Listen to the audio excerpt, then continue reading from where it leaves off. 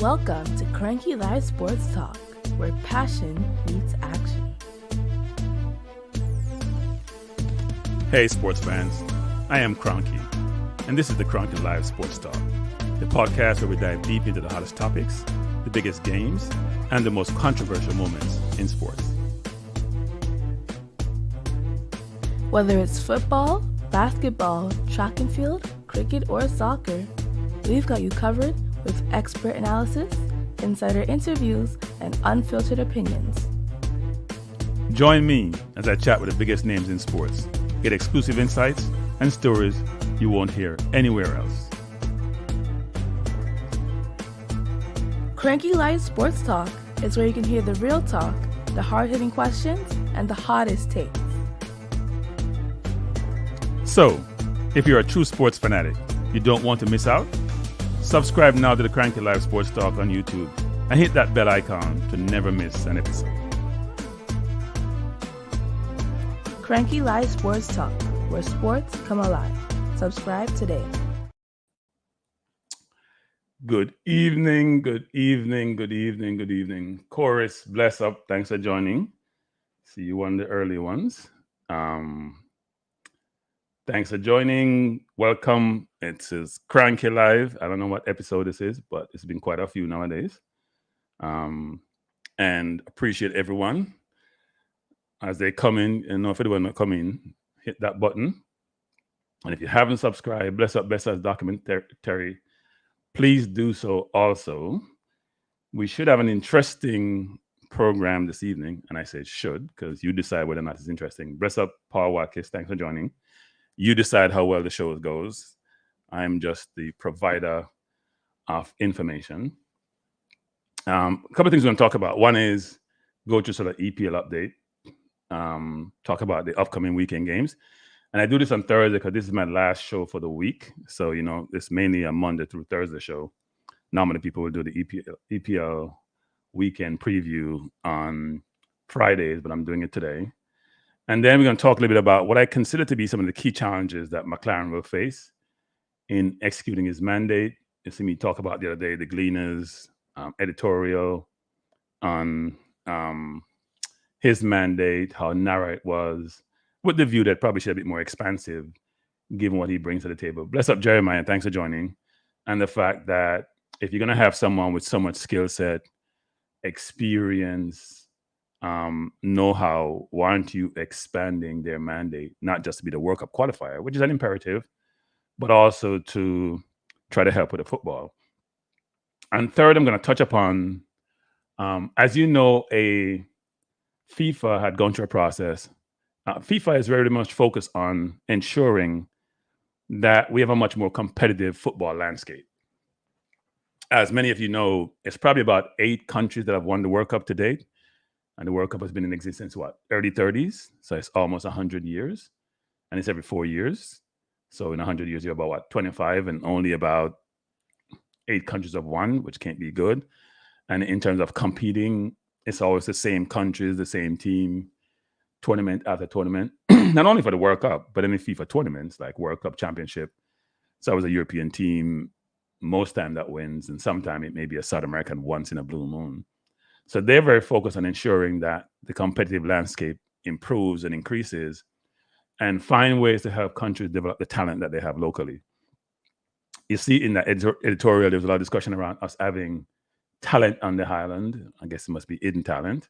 We don't disagree that we have raw materials, but unless you convert the raw materials, it doesn't mean anything, right? If it's raw, it's raw. And what are you trying to achieve in terms of your objective? And frankly, we haven't done the best job.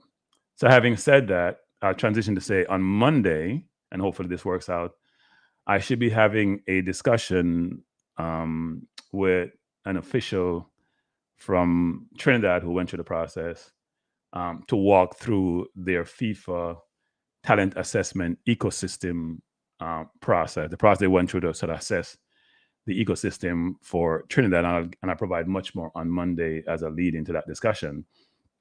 And that was part of the question that was asked by the Gleaner, which is, should the JFF release the document? Because the JFF also had one done. You hear McLaren alluded to that. Bless up Milshire Walker alluded to the fact that this was also conducted in Jamaica. That's how he know Jamaica had talent, and he's worked with Rudolph Speed and others in that assessment process, right? And that assessment process is sort of comprehensive. It looks at the administration. It looks like at facilities. It looks at your development coach program. It looks at coaches, the coaching program, coaches that are accredited, things of that nature. So I will be having discussion with Trinidad to walk through the process they've gone through, what that entail, what their strengths and weaknesses are, where they're going, and how they're going to make sure they uplift the talent on the island. Because as many of us know, Trinidad has regressed significantly over the years, frankly, to in terms of sports. You know, when I was growing up and even subsequent to my teenage years, Trinidad was really a powerhouse in the Caribbean in sports, but they have regressed quite a bit. They made the World Cup in the 2000s. I forgot what, 2006 or one of those years. Can't recall totally. But if in the last Olympics, they had no medals actually. So, and that was a country that didn't export people because they had oil and they had money. So you can see what happened with some countries if you don't nurture your raw materials and your resources, what that means actually. So we'll have that discussion. Hope you guys can join because you guys are very siloed sometimes. A lot of you in how you think about these things. If it's not Jamaica, if it's not JFF, it's not Reggae Boyz, you don't want to know. But our knowledge needs to be informed by different things, different information, more global information to inform our view and allow us to make and assess things differently. Bless up, Shushan. So I hope you guys can join Monday to have that discussion. By the way, I do have the document. The Gleaner had requested the JFF should distribute the document or disseminate the document. Not sure they will in terms of doing that, but I think they should. And I would suggest that they think about it, because if I have one for one of the islands that's been done, we'll know what the key components of the document are. The question is, what was the assessment done for Jamaica? Where did Jamaica come out? What do we need to do? And I think most importantly, what are we going to do in terms of that, right? So it should be a good discussion, hopefully on Monday. That will be the key thing I talk about, apart from maybe reviewing the EPL results. That'll be part of the key discussion. Hope to have like an hour-long discussion with the officials from Trinidad. But more to come on that. I'll publish the thumbnail maybe Monday, and I hope everyone can join, because I think it should be a very, very good discussion, actually. We all have expressed concern, consternation, views on the state of football in Jamaica, and also asking the question, why can't we produce more players who can compete on the international level? Why is that people of Jamaican heritage who migrate or who are born overseas, even though they may have better resources, why can't why can't it be closer in terms of the talent that we see that's put out on the field, regardless of where that talent resides, right? If you have similar heritage, similar physical attributes, if you get the right coaching, and we can see that coaching probably is a differentiator and resources are a differentiator, we can see that's part of the challenge and problem that we face as a country, at least on a more local level. And the question is, what can be done to sort of change that and make it a more even playing field and give the kids who are local much more opportunity to compete on the global stage. I was talking about this the other day, which is I don't think Jamaica has ever produced what I would consider to be someone close to a world-class footballer, apart from, say, someone did bring this up to me, Bunny Shaw, who was developed locally, right? We see a Raheem Sterling. Is he world-class? Probably close to world-class. We see John Barnes, world-class, probably close to world-class, who were born locally, but most of their fundamental training and development occurred overseas, right? We don't have that for any males I know. People start bringing up Bibby and Fuller. People, I said world-class. I didn't say good players. I said world-class or close to world-class players. Those players like Bibby and Fuller and all this are very, very good footballers, but they weren't close to world-class footballers, at least how I deem world-class to be, right? And we see, like, for example, Trinidad has produced Dwight York, who I think was close to world-class, right? But probably that's the only one I can think about in Trinidad. I mean, they had like a Stern John, they had Russell Latapy, but they're not world-class players. So what do we need to do if we're saying all these kids overseas, the Kyle Walkers of the world, the Greenwoods of the world, right? all those players who had Jamaican heritage, for example, the Sterlings of the world, who were we deemed to be not far from world class, of excellent players, why can't we produce them locally, frankly? And part of that may be infrastructure, part of that may be coaching, but it has to be rationale for that. And we have to figure out a way as a country to change that dynamics to allow all these kids with all these physical tools to be able to develop. We keep talking about how quick we are and how fast we are. I'm not buying to that quick and fast argument. I think we are physically at a certain level, but I'm not sure the speed we talk about in translate from track and field to football. Because if you're that quick, you're gonna run track and field. You're not playing football, and I don't see that in the region when we play. So anyway, first thing on the agenda before I jump into the EPL weekend preview is I just got this from I think this came from maybe the JFF actually, or someone representing JFF that talks about this is the new kit from FIFA. At least I just got it. It's been out there for a little bit. And I think Tony, my friend in England, talked about this, which was sort of published just in time for the Nottingham Carnival, which is a carnival that occurred on August 18th in the UK. And this is the new Adidas Jamaica, what they call LFS TLR capsule collection, sort of more retro. And I'll read it and talk about it a little bit. I won't spend a lot of time on it. It says, and this is August 22nd, 2024. Today, Adidas announces the launch of its new Jamaica Football Federation, and JFF in parentheses, or in Jamaica we say as in brackets, LFS TLR capsule collection. LFS TLR blurs the lines between football performance and streetwear culture. Man, you have noise in my background. The collection is destined for all fashion-conscious fans who live and breathe football as much as they value their own individual style. The heart of the collection is the LFS TLR jersey, a tribute to early 90s football. All the retro details are there. The jersey boasts a unique blend of dull, shiny trefoil engineered fabric. Who cares? Classic puff transfer prints and refined flat knit cuff details. I'm sure most of you don't want to know this, but anyway, this fashion-forward design is complemented by a polo collar, which was stand or design feature. I'm not sure that's what I meant to say, but anyway, from the match day jerseys worn by Jamaica's historic football World Cup 1988 squad. The full collection also features a supporting capsule of tracksuit, T-shirt, and shorts based on the iconic Adidas original Reggae silhouette. With its vibrant combination of the unmistakable black, green, and yellow of Jamaica, the collection of color arrangement is inspired by the heroics of the 1988 Jamaica bobsled team. The iconic trefoil logo, referenced in white, stands out against the nation's colors. The collection launch coincides with the world-famous Notting Hill Carnival, celebrating the rich cultural heritage and vibrant spirit of Jamaica community in London, reflecting the link between football and the island's distinctive musical flavor. Jamaica dancehall star Shinshea joins the collection launch campaign in a series of exclusive shots. The Adidas Jamaica Elevates TLR collection is available from today from adidas.com. Select Adidas store retailers. So I'm going to disappoint some people. I'm going to say this and I'm not going to like me. You know this? They didn't launch this in conjunction with Jamaica independence, did they? They launched it when they can make the most money, enough money. So you in Jamaica think that it's all about you. It's not all about you. Because the Adidas is focused on its diaspora to generate as much income as possible. It's not just people on the island. So when you think this all about you and you are everything and we in the diaspora are nothing, the Adidas is telling you otherwise in terms of where it's trying to source revenue. We are all one. We should operate accordingly. And the way I'm pushing this is because the xenophobia that some of you have expressed, demonstrated, exhibited on a continual basis is ridiculous and it makes no sense. And the money that Jamaica FF make from the diaspora goes into the kiddie to help support the football. Mannings, man, welcome. Bless up. Thanks for joining. How are you doing?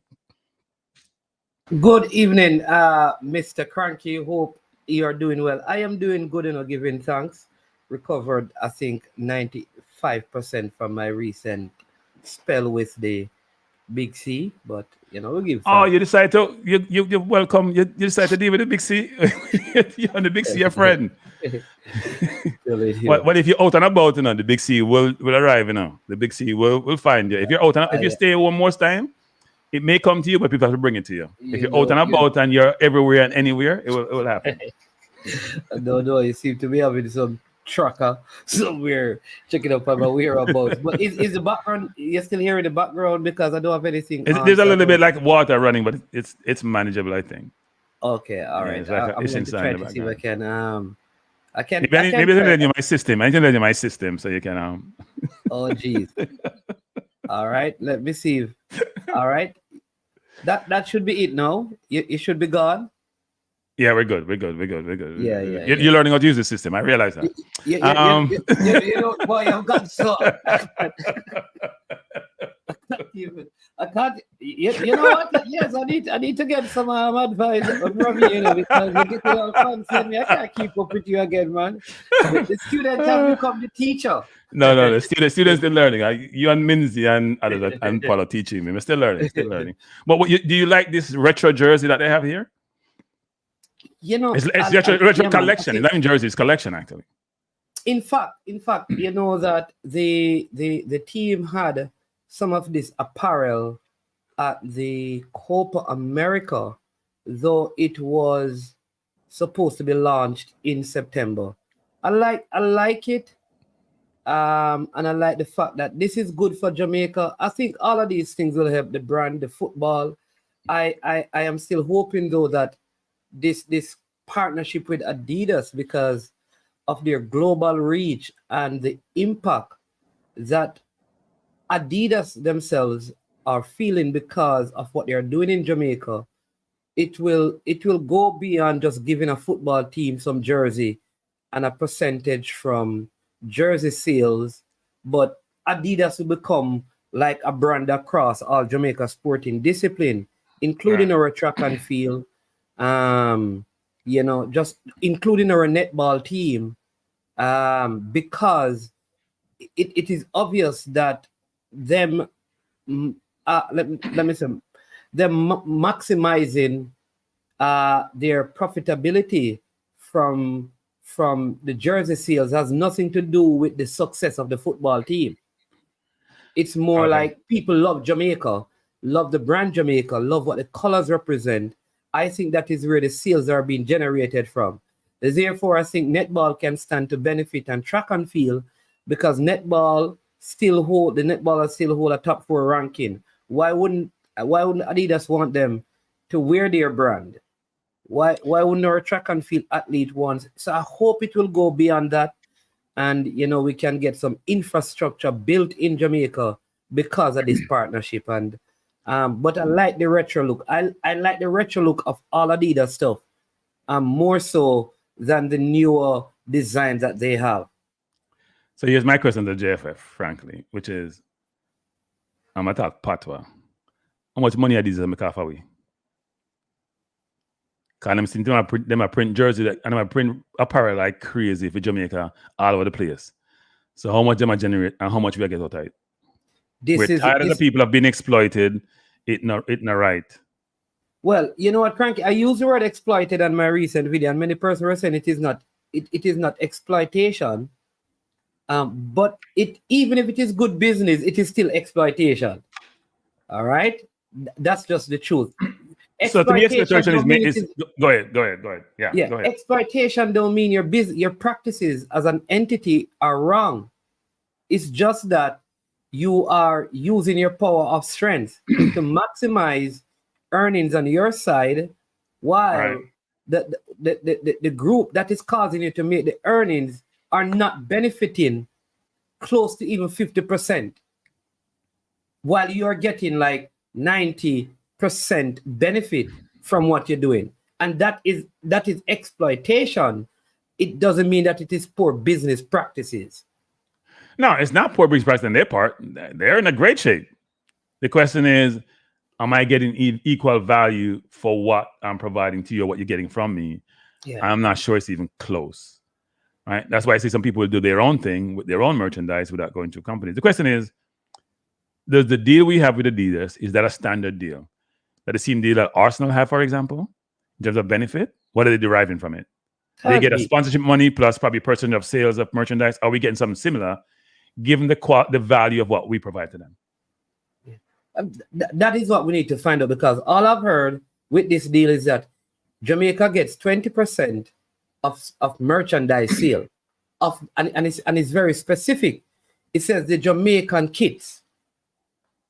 Yeah. So this is not Jamaican kit, which is part of the challenge. Is this a JFF issue alone, or this deal with the JFF also gave a right to use Jamaican colors or the Jamaican make for other products in other spaces, and without anything coming to the football or to Jamaica itself. I don't know if you heard the discussion recently with the Arsenal merchandise. How does Jamaica benefit from that as a country? That's a good question. That's a good question, because they're linking the two. So that's a great question. Maybe somebody from JFF can come and answer those questions, or maybe that's what Dennis should do, actually. Come provide us perspective on that, really. Because we see the Jamaica colors, Adidas is just milking it. And I'm not hearing the revenues dropping in the bucket. So maybe it is and we don't know. Yeah. Maybe it is and we don't know. But can you actually stop someone from using the colors, though? Can it be prevented? Well, they're using symbols which are supposed to be licensable, right? If you're using a badge, for example, it's supposed to be licensable, I would think you can't use the badge unless you're allowed to do so. The question is, do we own that as a football country? Or does somebody else own it? Because you know that we don't own the Reggae Boyz. Yeah. What do we actually own? The Arsenal jerseys just have what we'd call the Jamaican colors. Can you stop Arsenal from doing that? I'm not sure you can. So that's a good question. Maybe that's a more legal question. Maybe I'll follow up with Neil on that. I don't know. Good question though. Before I go further, Apollo was saying something to me the other day. Maybe I should find out from him, because I think he.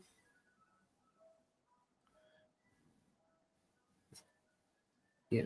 The question: what is that borderline between when you're doing trademark infringement versus whatever else it is? So I don't know. I don't think you can, but it's going to be interesting to see. By the way, big deal, Jason, DJ Gigs, Midnight Cowboy. Thanks for joining. Dean Fraser, bless up.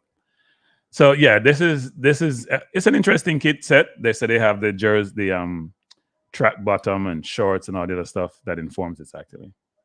So it's interesting. Yeah. It's interesting. So we're going to transition to EPL. A bunch of games this weekend coming up. Yes, sir.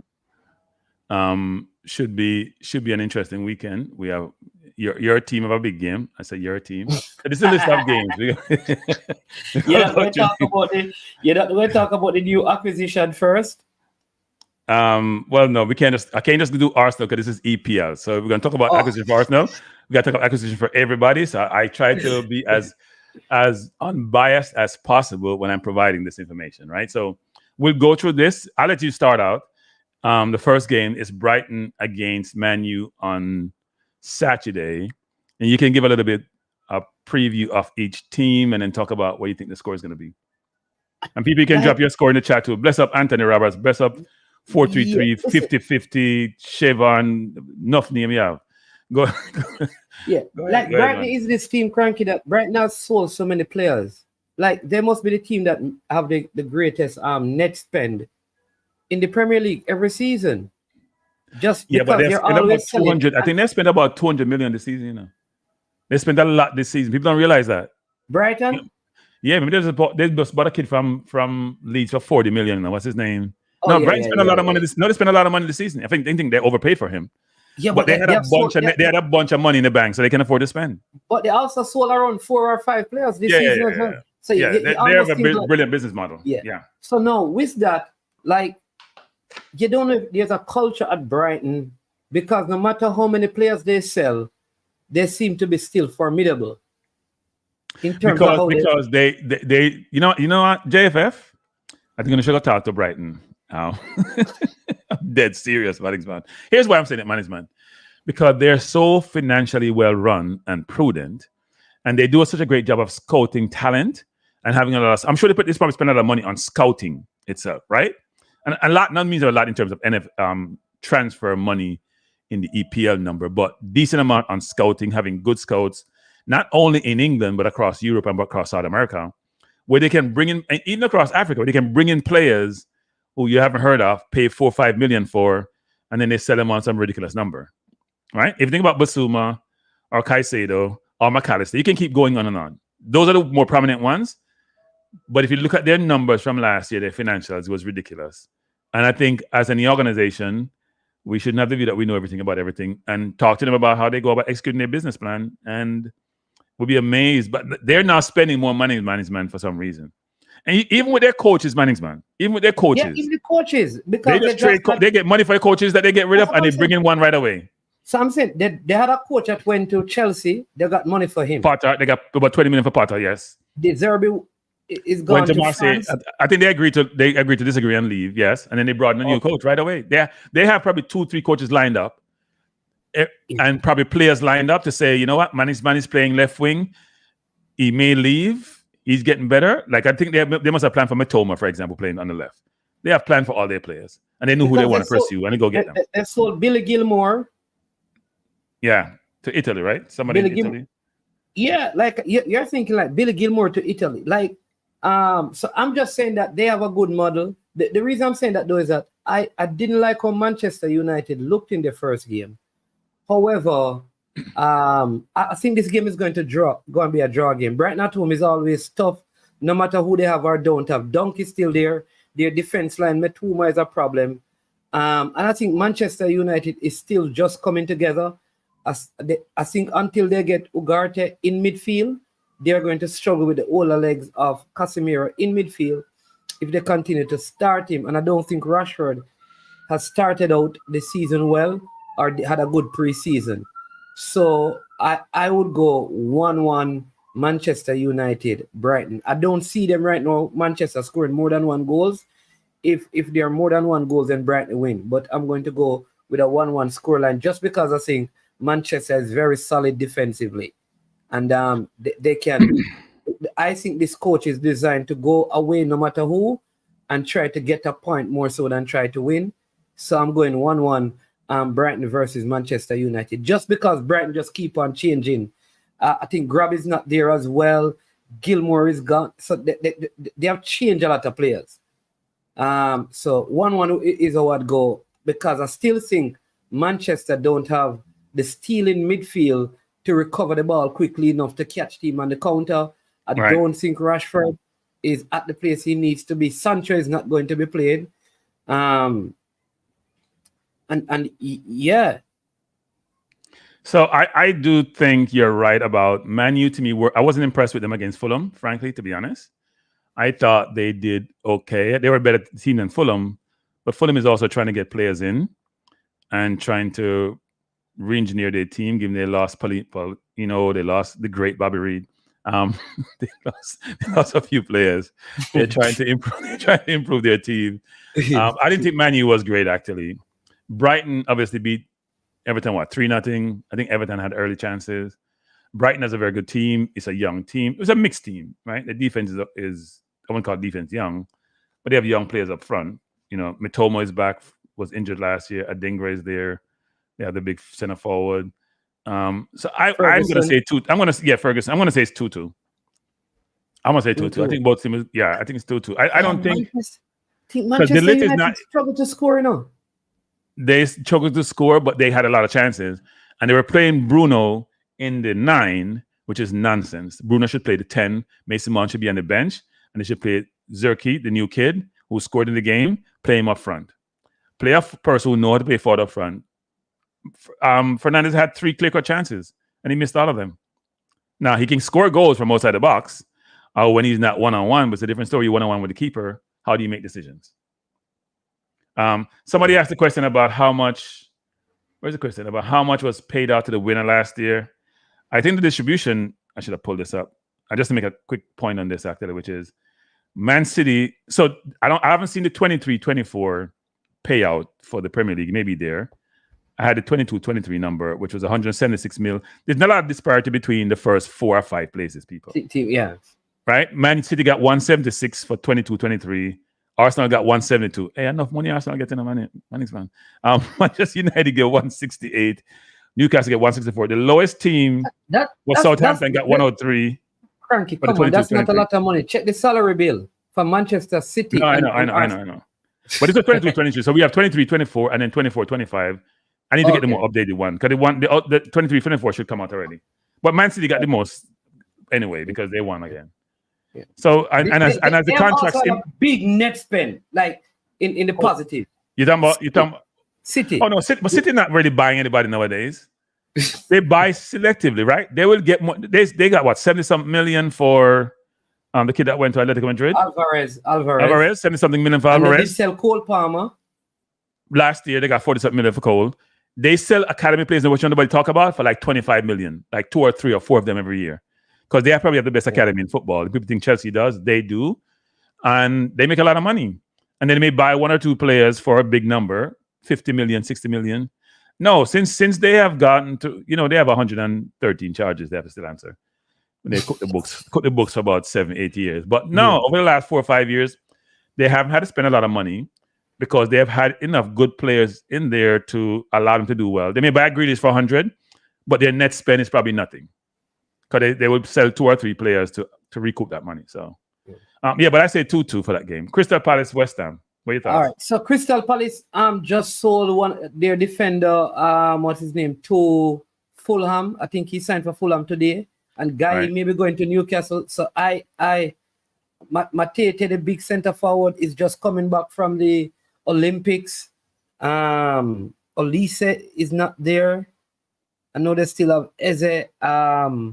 I think West Ham, now that the new signings are there and stuff, I go West Ham 2 London teams, West Ham 2, Crystal Palace 0. So yes, Crystal Palace are in an interesting situation. They sold Elise for about £50 million. Fulham is trying to buy Anderson for about 40 or 30. Yeah, the deal went through. They do okay. Goe is supposed to be going to Newcastle, and it will happen for about 65 to 70. So they have 50, 40, 90 plus 60, 150 million they'll have to spend. I know they're pursuing a centre back from 50. Germany, some team in Germany, right? For about 12 million. So they're being very, what's his name? He's very Parish is being very stingy. Parish has been very stingy with his money. We talk what? We're talking scoreline. Yeah. We're talking scoreline and the end result of the game. All of that money they have that going to affect the scoreline. No, but we have to give people something by the team. We just to talk scoreline. We talk football, people. So we give scoreline, but we give you more information so you can digest. So West Ham has bought a number of players. They haven't blended them in yet. Rodriguez is in the midfield. The new German player up front with Antonio. Antonio probably going to bench eventually, I believe. They bought what's his name from Man U, the right back, and he's probably going to the team eventually. Wan-Bissaka, who was at Crystal, went to Man U for 50 and has been sold to West Ham for 15. So you see depreciation. He's not even 30 years old yet. So the big depreciation man is man. So it should be interesting. I'm gonna say West Ham 2-1, people. Even though last week I think Eze's goal, the referee made an awful mistake on Eze's goal. It was not a foul when he called that goal, and the keeper would not have saved that shot. And the game may have gone differently. I'm not sure Brentford would have won that game. But anyway, 2-1 West Ham. Fulham, Leicester. All right. I'm gonna say who cares. Fulham, Leicester. This is going to be an interesting game because I don't think. I'm surprised that Leicester should have lost to Tottenham, to be honest. If Tottenham put away their chances, Leicester. The game should have been over from the first half. Yeah. I think Fulham has just dealt with the issue of Paulino, the midfielder, who is out. Yeah. Because of his own things. I think though they have sold Bobby Reed, they have gotten stronger as a team. Right. And this team defeated Arsenal last season. Yeah. Right? By the way, people, this program we go off on tangents quite a bit. So you got to keep with us. We go back to the main topic, we go off on tangent. So someone has dropped this and them find enough oil and gold in Jamaica. True, Mannings, man? Yes, 7 billion barrels. All right. So now I destroy the country now. Cause I'm not greedy, you know. I saw the tan now, Mannings, man. I'm tan bad enough, Mannings, man. Mannings, man. We are people, may I digress. And next week on my program, Balance View, my non-sport channel, we'll talk about this. You know, we'll talk about this because Guyana have enough oil, and then I get Declan on their money because when Exxon I take away all the money. If most of these countries, you think about oil countries, whether it's Nigeria or Venezuela or Guyana or Trinidad, where are those societies in terms of their progress and improvement of people's quality of life when they have all these natural resources? And what happened to it, people? They have American companies come in, or the European countries come in and take away most of the assets. So let's see what Jamaica does here, because some of the people them in power, them licky, and them like them licky, and them like we just fill up with them pocket, and the country suffer. So I'll be curious to see if this oil, how easy to get to the oil, and what we're going to do with it, because it should be improving people's lives in general, not just a few people. But we're not talk about football. But next week on Balance View, we're going to have the discussion. Why is it that the Middle East can do so well with their oil, with their people, and all these other developing countries suffer when they have all these natural resources? Fulham, Leicester, management, score. Yeah, so I'm going to go Fulham. Jamie Vardy is probably going to score again late in this game, but I'm going to go Fulham. I love Fulham with Emil Smith Rowe, Bert Leno, what's his name? Iwobi. Yes. I was hoping they have Muniz up front.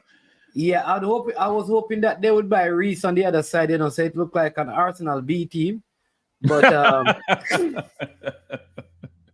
yeah, Reece hasn't moved yet. Actually, it's an interesting one. Yeah, so I am going to go Fulham 3, but Jamie Vardy is going to score in this game. So 3-1. First thing, big deal. I think about that stadium. Big deal. I mean, not talking about stadium. I think about people's lives. The poor people in Jamaica who suffer all them lives. The people who live in a very difficult situation. Improve housing, infrastructure, healthcare, all them stuff if you deal with.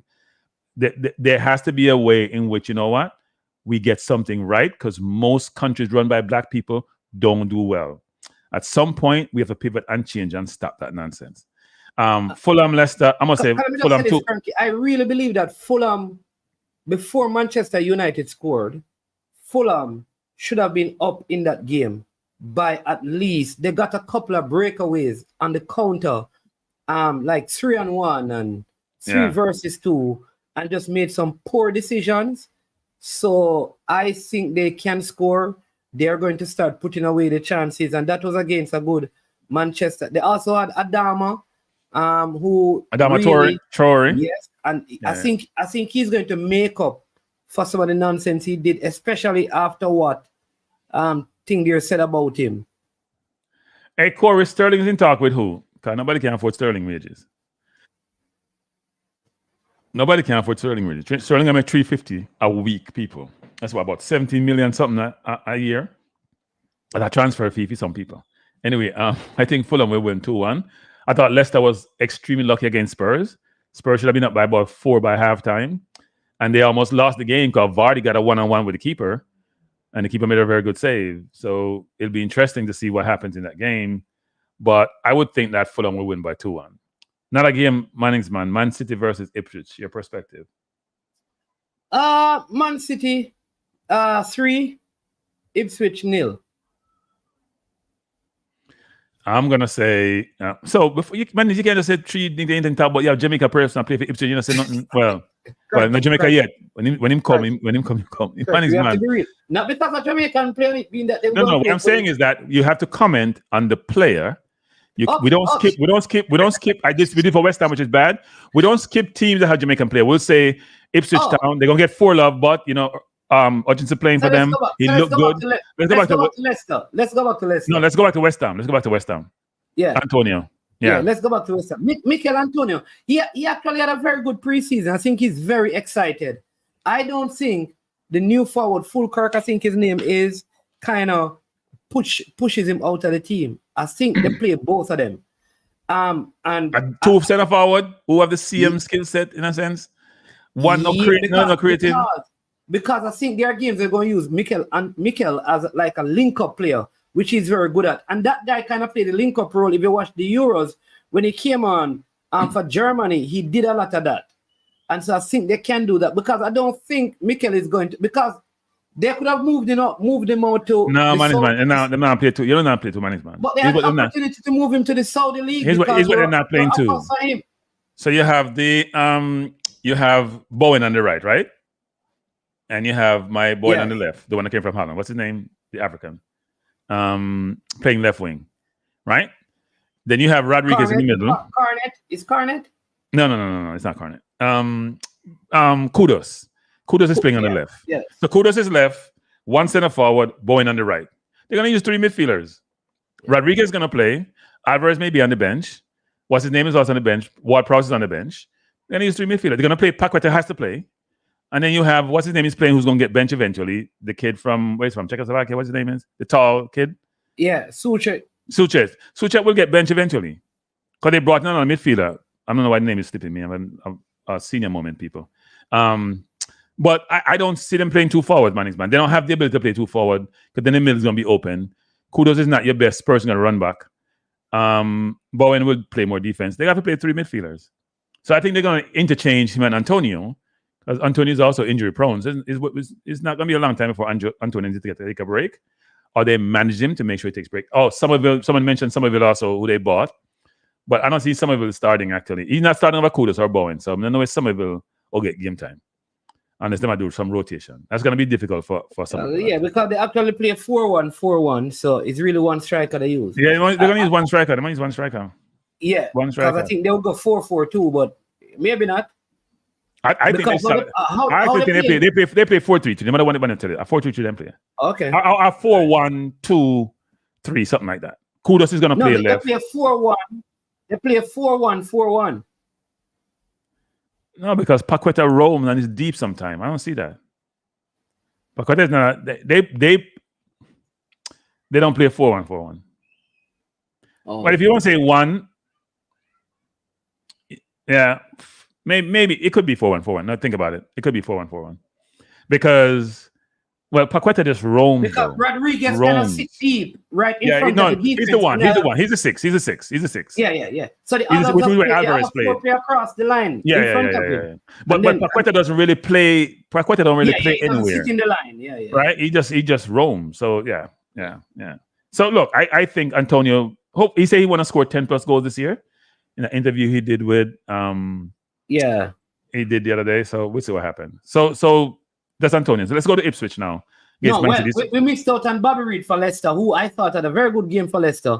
Shows his quality. True. And he's coming back to play against Fulham. We didn't want to give him more, so he went to Leicester. So and he's also coming back to play on September 6th. But keep going. Both you and Antonio come back to play September 6th. We're talking about one who's supposed to come back and play too. But keep going. Don't get so on there. But I don't think that is going to help, unfortunately. Though Bobby Reid is there. You know who I like at Leicester though? I hope he can play for probably Jamaica sometime. I don't know if he's still. Oh, Justin James? James Justin, yeah. James Justin had this horrific injury. He's not recovered. I watch him, man. You know, some people have ACL injuries. They don't recover from it. They recover, but they don't recover to what they used to be. Remember you have that Colombian forward to play center forward for Colombia. What's his name again? That came back too early. Brilliant center forward. His name is slipping me. I have a name slippage today. And he injured his knee at the ACL, forced himself to get to the World Cup. Was never the same. Oh, yeah. Brilliant center forward. Yes. Falco, that was at Manchester. Justin has not fully recovered. I watch him play, not fully recovered. Somebody said Justin is St. Lucia heritage. I thought he was Jamaican, actually. Okay. You know, St. Lucian and Jamaican, but I don't know. I thought he was Jamaican. Normally when Peso says thing, I don't really take it too serious, you know. Yeah. People. We have 102 people in the chat, and we have 49 likes. People. The like free. It's not gonna hurt you if you press the button. Trust me. Me promise you that. You have it from me. It's facts. It will not hurt you if you press the button. Okay. All right, management. Ipswich, Man City. I think it's 4-0, management. You stop me like my score prediction was wrong. You said 3-0. You said 3-0. Can we start with it there? I say 4-0. Yeah. All right. Yeah. He said, don't get Spurs started because the whole chat will get destroyed. But they bought the Chelsea striker. They bought Borja for 30 million, man. And people don't talk about, so we don't forget 30 million for Nketiah. Borja was good at Southampton, but him go round. I don't know how they paid 30 million for him. Right? He hasn't done well the last 2 years. From Southampton get relegated. When he left Southampton, he did well when he went there on loan from Chelsea. He hasn't played well subsequently or get any game time. Yeah. And he went for 30 mil. So Nketiah should be 30 mil because Nketiah has been in the Premier League and he scores goals. Yeah, I think Kamari had a good game, good first game. But I just see this team like a relegated team. I see them like a Luton Town. Yeah. Competitive in the games. Yep. But still don't get nothing out of the match. Okay, so Persa is saying that just like we see for like what's his name? He's saying on his badge, because they do that sometimes in management. They put the English and what your heritage is sometimes there. We should have a Cameron Archer, for example. You look at Cameron Archer, they have the Jamaica there, and then they have England there. So he's saying they have for St. Lucia there. So maybe that's the case. Thanks, Persa. Appreciate it. I think he played well last week. Yeah, I think he was their best player last week, actually. Absolutely. And this if he has a striker like Borja, it may help him. You know who I think would be good in this side? On the other side of the field, if they had Reece. I think this is a team that Reece goes there. Right, he looks good. But go ahead. Yeah. Hey, Nitro, I want to hear what you have to say on this. Because people, as I said before, we digress on this channel quite a bit. Let me say some people. And people, I'm not going to let me say this. I mean, I'm a general statement. The whole I know a Jamaica father, I know if do better. No fan of do better. No horrible, no fan no horrible as father. In fact, no father. No adore now. That's what kind of door now. And you see how much people play football in England. Now I'm not good for them to Jamaica father. I don't know what the comment is, Nitro, but more for you the commentaries. Because most time not good. But anyway, people, we're going into the football.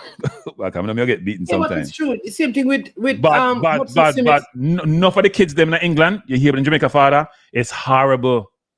They don't want either they were never in their lives. I don't want nothing to do with them. Love for you guys don't take on a woman, man, on this, on a terrible star, on a poor. You guys are atrocious when it comes to being the father thing. I ain't no good. It's not a nice thing. I'm not laugh about it, kind of funny. You talk about people's lives. I'm awful. No foul, no awful. No foul, no. Awful. But anyway, football we are talking about Mannings, man. Southampton, Nottingham Forest. Interesting game. Southampton, Nottingham Forest. All right, so I am going. I feel like the street promoted team. Make sure that they're known Jamaicans. No, well, there is one that I'd love to see represent Jamaica in Southampton. Kyle Walker-Peters. I've always respected that player from his time at Tottenham. Again, I feel like Southampton is going to go down. I think Nottingham Forest is a better team. I know they have lost Solanke. Big and I know they have they brought in Bournemouth last Solanke. No. Sorry, Bournemouth last Solanke. Yeah. Nottingham Forest. They were trying to get Eddie, but they brought some other striker in, or they're trying to get some other striker. No, they're trying to buy Eddie. I thought the Eddie deal was close. Oh, it is. Yeah, 30 million. Yeah, it's close. Yeah. It's close. But I think Nottingham Forest is going to win. I like how they look. They gave Arsenal a couple of difficult games last season. They gave some of the top teams difficult game. I think Southampton are going to struggle to stay up. So I'm going to go Nottingham Forest 1, Southampton 0. So Nitro, but Drew Ross saying, as I said with people, we go off on tangents or we come back online. He said, Cranky, you need to talk to the fathers of the past. The ones nowadays are better. Is that true, Mannings, man? Oh, they're talking in your times, Cranky.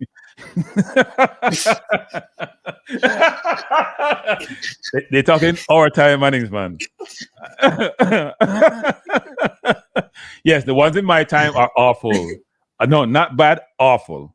I don't know about the more young ones, but awful. No, seriously, people, awful. It's not funny. No, seriously, it's awful.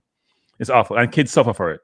Anyway, so I would say this Mannings, man, for Nottingham Forest.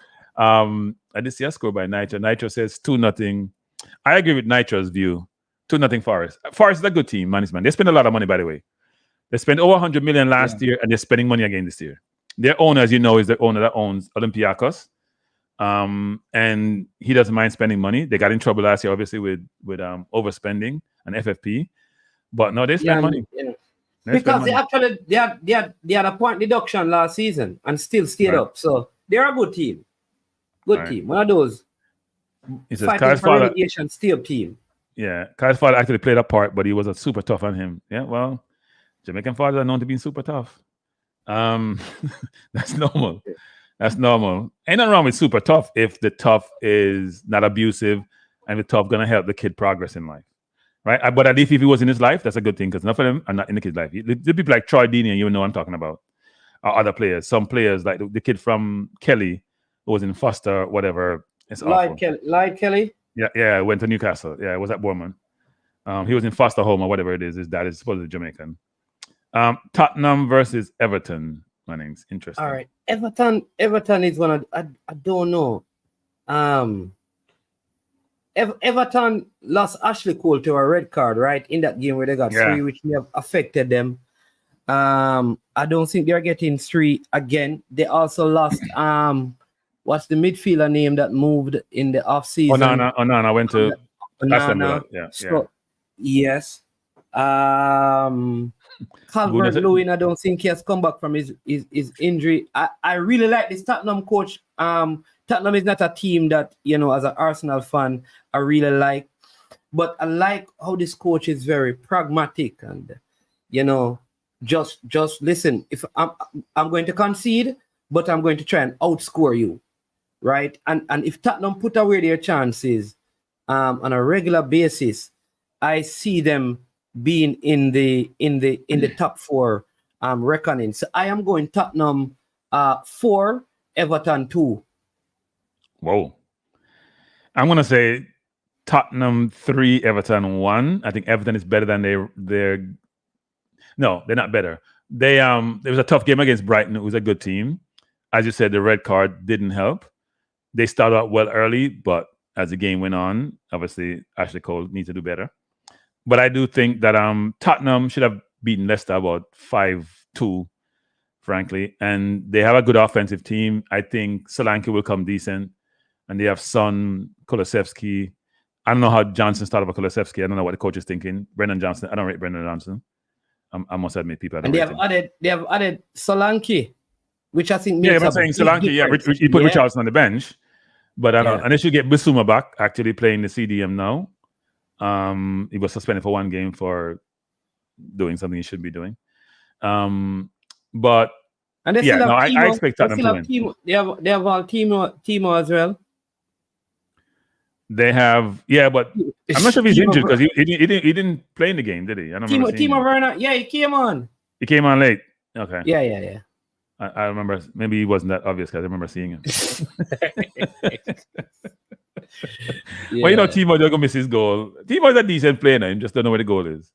He and the goal are not friends. He has an aversion to the goal. But on paper, cranky. Tottenham has kept their defense line. They have the same 4 back forward: Paro, Udogie, Van de Ven, and Christian Romero. Remember that was the same back four that they had from last season.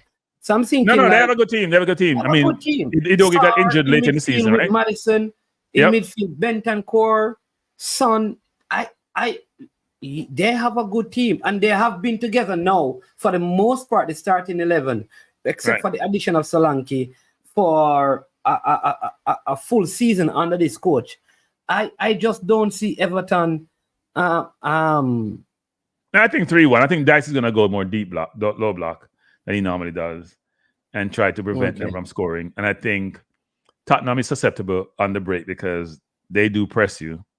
Even though I'm not sure they press Leicester as well as they probably should. They did last year. I think he's learned from last year.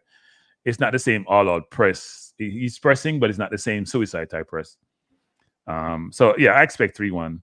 By the way, I see Trevor saying that squad will be named on the 30th, Jamaica squad. Yes, the press conference is on the 30th. Okay. That should be good. Let's see if Hutchinson turn up. Hutchinson, I tell you, turn up, my youth. You hide too much. We'll start calling you out, We give you enough latitude. make a decision until we have to come in and come and we start talking about you. We leave you alone. Next game is Aston Villa Arsenal. Big game, 12:30, 11:30 Jamaica time on Saturday mornings, man. You're picking this game. They beat us twice last year. Yeah. At home and away. Home and away. All right. And I think in both of these games, Arsenal had enough chances to have won.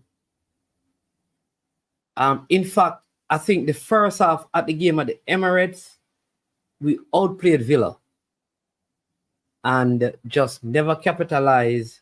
And I think we were pressing so high that the player lost the legs, and that was it.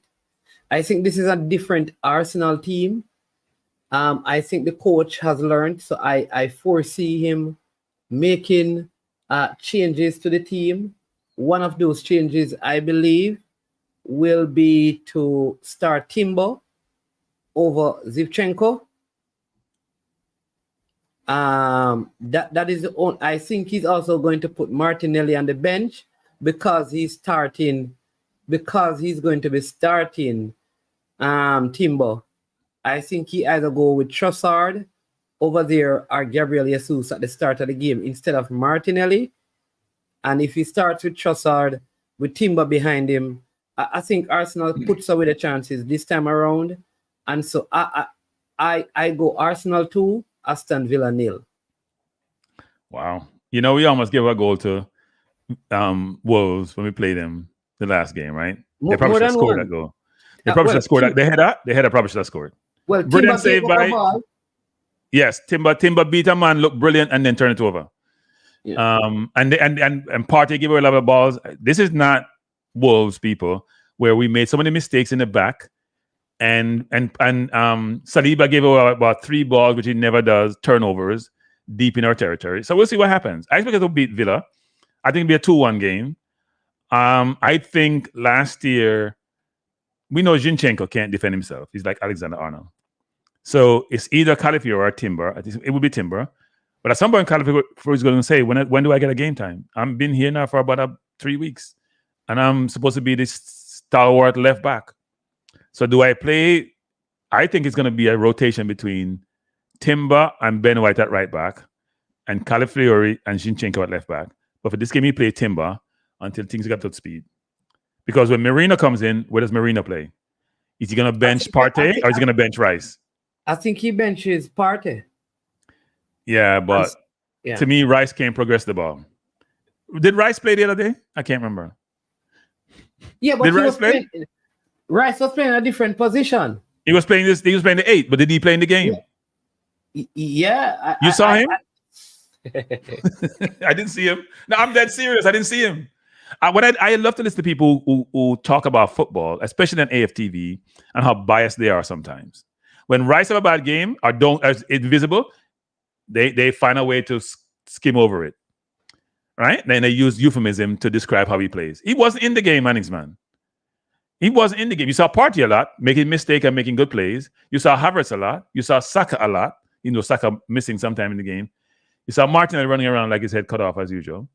But you didn't really see Rice. I didn't see Rice at all. Seriously. And I'm thinking he's not an 8. He can only play the 6. Yeah. Because he can't pass the ball between the lines. And I think that is what Arteta is going to do. I think he's going to put him at the 6 and then bench Partey. Yeah. 6. Yeah, he's going to put and then have Marino and Odegaard and Rice in the 6, and then he brings on Partey, depending on the game, and probably take out Marino and play the double sort of Partey deep, push Rice up, those kind of things. Give himself some flexibility. But key for me is just having more solidity. I think we lost the game against Villa because of Leon's play down the right, which is down the Arsenal left, because I think in one of the games, Zivchenko struggled. Right. Who am I speaking to? Hello? Yes, 50-50 currently. Why 50-50? Couldn't we finish the thing, man? So 50-50 is impatient. No. 50-50. 50-50 call back when we're done to the thing. Do what? No, not from the start. I'm gonna call him from Manchester United, but we never say nothing like. No, but we'll take call after we finish doing the PL, sure. So you can call back right after we're done. Is the Declan Rice thing. Okay, go on. You want to talk about Declan Rice? Go on, 50-50. Yeah, it's unfair. Like, What's unfair? What's unfair? I disagree with your assessment in terms of like Declan Rice not being a number 8. I think, obviously at West Ham he was more so like a 6 for West Ham, right? But when I see Declan Rice last season coming for 100 million and he's adding goals and assists to his game, especially him like vocalizing that he's trying to work on those aspects of his game to get more out of himself. I watched Declan Rice last season as an 8, and I think he did well last season in terms of goals and assists that he provided to Arsenal, which they were crucial goals and assists that he provided. And in terms of progressive passes, okay, he's not going to provide like line-breaking passes, I don't think Arsenal even play in that sense. The more so look to work the ball around. 50-50, stop. 50-50, stop there. You watch Xhaka play the game for Arsenal, play the 8. You watch Partey play, they don't play progressive passes. Ball between the lines, ball across the field. Rice play a 5-yard and 6-yard pass. Really make a good 40-yard pass to give you a chance to get in on the defense over the top. Go ahead. I don't know. Hold on. 50-50. I don't know if you're hearing me, but hold on a sec. Cranky said, speaking to the first game of the season, Cranky said, did Rice play? Because if he did, I didn't see him. Right. How does his accomplishment last season, doing all of those things, have anything to do with the game that was played last Saturday? When Cranky said he doesn't make enough progressive passes, was the context provided that it was the first game or overall? Just everything. First game, second game, third game, every game. So that's what I'm talking about. That's why I disagree. Okay, go ahead. But I'm saying, in terms of how Arsenal play, right? Especially more so prominently off the right-hand side with the link-up play between Ben White, Martin Odegaard, and Bukayo Saka. Right. I'm saying Declan Rice doesn't need to provide those passes because they already have Ben White doing that, they already have Martin Odegaard doing that. However, in and around the 18 or in transition, I think Declan Rice, he plays good passes, and even last season, he was one of the only midfielders with more progressive passes, I think in England or across Europe. I don't remember which one, but yeah, he's not like line-breaking passes, but I think Declan Rice has a good person. You know what I'm saying? Obviously, Thomas Partey, if fit, provides more passing and better passes that can break defenses compared to Declan Rice. I will say that, Here's the difference between Declan Rice and Thomas Partey, okay? When Thomas Partey get the ball, you can see his brain working, and he's thinking, okay, I have 4 passes. Which one is most dangerous? And if I make it, will it get to his destination? When Declan Rice get the ball, he might pass it to the safe pass. That's the difference between 2 players. It's not even comparable. You watch the game and see where Partey does. He would do look-away passes, right? He would look off to the right and draw the defense there and make the pass between the line. Declan doesn't do any of that. Declan can carry the ball, yes. But whenever you see Declan ever split a defense with a pass, a dangerous pass, Jorginho does it deep, Partey does it deep, Odegaard does it, Rice doesn't. Rice is physical, he's fit, he covers a lot of ground, he wins tackles, he wins ball. But as a progressive player, like what Xhaka used to do from deep with his left foot across the line, he doesn't do that. He doesn't. He doesn't. And here's what is going to make so because they use the example of Rice, Saka, and Odegaard on the right. I want you to notice now, when Mourinho comes and plays on the left, you're going to see that same thing happening over there because of his skill sets. So that means Arsenal will not just be a threat going down the right, but a threat on the left with the same kind of passing sequences. We don't have the skill set in Declan Rice to do that, which is why a lot of the attack is down on the left side, and Zinchenko gets caught out of position because he has to do all the creating from the left side. If you have Timber and Mourinho over there, what I'm saying that Declan Rice don't have the skill set to do what Odegaard does on the other side. Mourinho, they probably drop Declan Rice back as the 6. Yeah, that's what I think Cranky and I say. Yeah. Look, he's £100 million, people. Just like how Chelsea player Fernandes, who was awful last week, and he was the captain. He played the entire game. Arteta played Martinelli the entire game. Not sure why, because he put on Trossard and he had Martinelli play the entire game. I don't think Martinelli was terrible, but I don't think he deserved to play 90-something minutes. Just like Fernandes for Chelsea Didn't deserve to play 25 minutes. But anyway. Well, bless up, Crank. That was my. All right. 423. I appreciate the call, sir. Appreciate the call. Yeah. And the perspective. Thanks. So we're saying 2-1 Arsenal. Bournemouth versus Newcastle. I'm saying 2-0 Arsenal. Oh, you said 2-0. I said 2-1 Arsenal. Yeah. Bournemouth versus Newcastle. Oh, geez. Newcastle having problems with Trippier. They're not problem with Trippier. They're on the bench. They're no problem. No. Liverpool game. Basically, Trippier wants to leave. He could be leaving to Everton. Yeah, but they're not missing. They already bench him, so they're not missing. They already bench him. They stripped him of the captaincy. Because he's on the bench. A bench player now. What, 34? His time is up. Anyhow, Newcastle. Anyhow, used to be at Bournemouth. Yeah. This is a tough one to call. At Bournemouth, without Solanke, they have a new striker in early game. Newcastle had a red card as well in their last game. So away from what do I? I'm going to go 1-1. I'm going to go 1-1. This is a tough one, but I'm going to go 1-1. I don't think it's that tough. I think Newcastle going to win 3-1. I don't think Bournemouth have enough offensive power, given that they lost Solanke. And Newcastle will only get better, even though the defense is in a challenging situation and they had a red card last week. I think Newcastle will win. I think they have enough firepower to score quite a bit of goals. And I'm going to say they're going to win 3-1. 1-1. I'll say this 1-1. I disagree with you. He's saying Rice has great energy on the pitch and defensively give the team a bit more than Odegaard. They're not comparable. Odegaard is playing the 10. Odegaard is the hardest working player on Arsenal's team. Not Declan Rice. It's Odegaard. Runs all game. And yes, Odegaard is playing high up the pitch. Right? So he have a little more latitude in terms of when he can play, come back and defend. But Odegaard works really hard.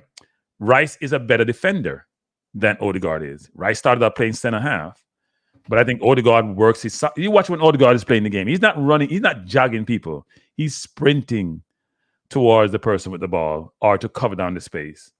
He, as an offensive 10, unlike Fernandes from Man U, he is an epitome of hard-working midfielders, just like the entire Man City team when they lose the ball. That's Odegaard. So I would say he works as hard as Rice. Especially when you're offensive player, you're going to put in much more. But I think Rice is a better defensively. But Odegaard works hard. Wolves versus Chelsea. Interesting game. Wolves at home. Mannix, man. I'm just going to pick Wolves to win because I don't know which of the 42 players Chelsea will select for the squad. I think it's 41. Yeah, that's not true. So it's hard to determine who's going to make the Chelsea squad. We could have a next player feeling like how Raheem Sterling is feeling this time around because there are so many players for the coach to choose from.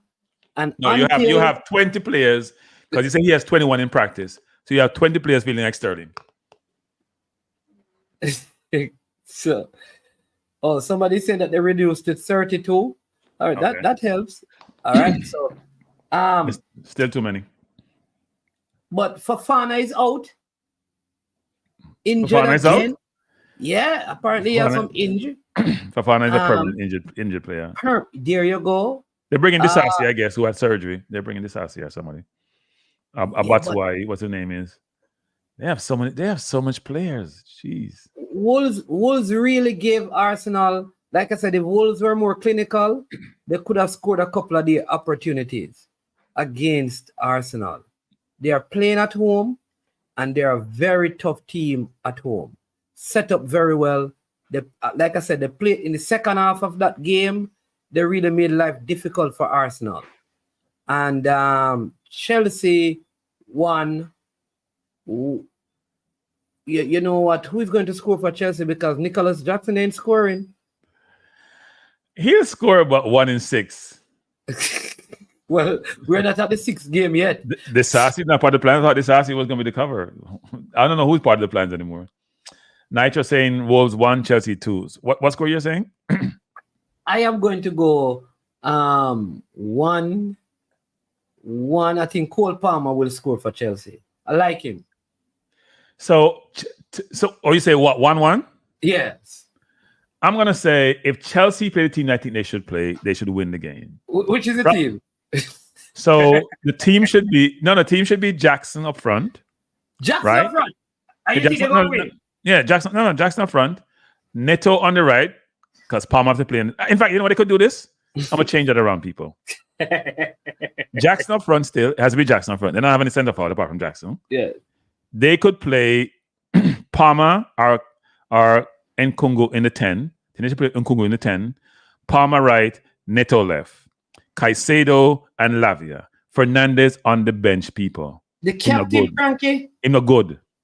On the bench. I'm not care if he want to win World Cup, I'm watching play. Regular footballer. Not do nothing different. And who man, him look slow. Him look out of place. He had him in the 10 and he was a waste. And he took off Nkungu. Or put Lenguba on left wing. Him can't play left wing. He was a 10. He's a 10 or a 9. He's not a left winger. He's very good in tight spaces.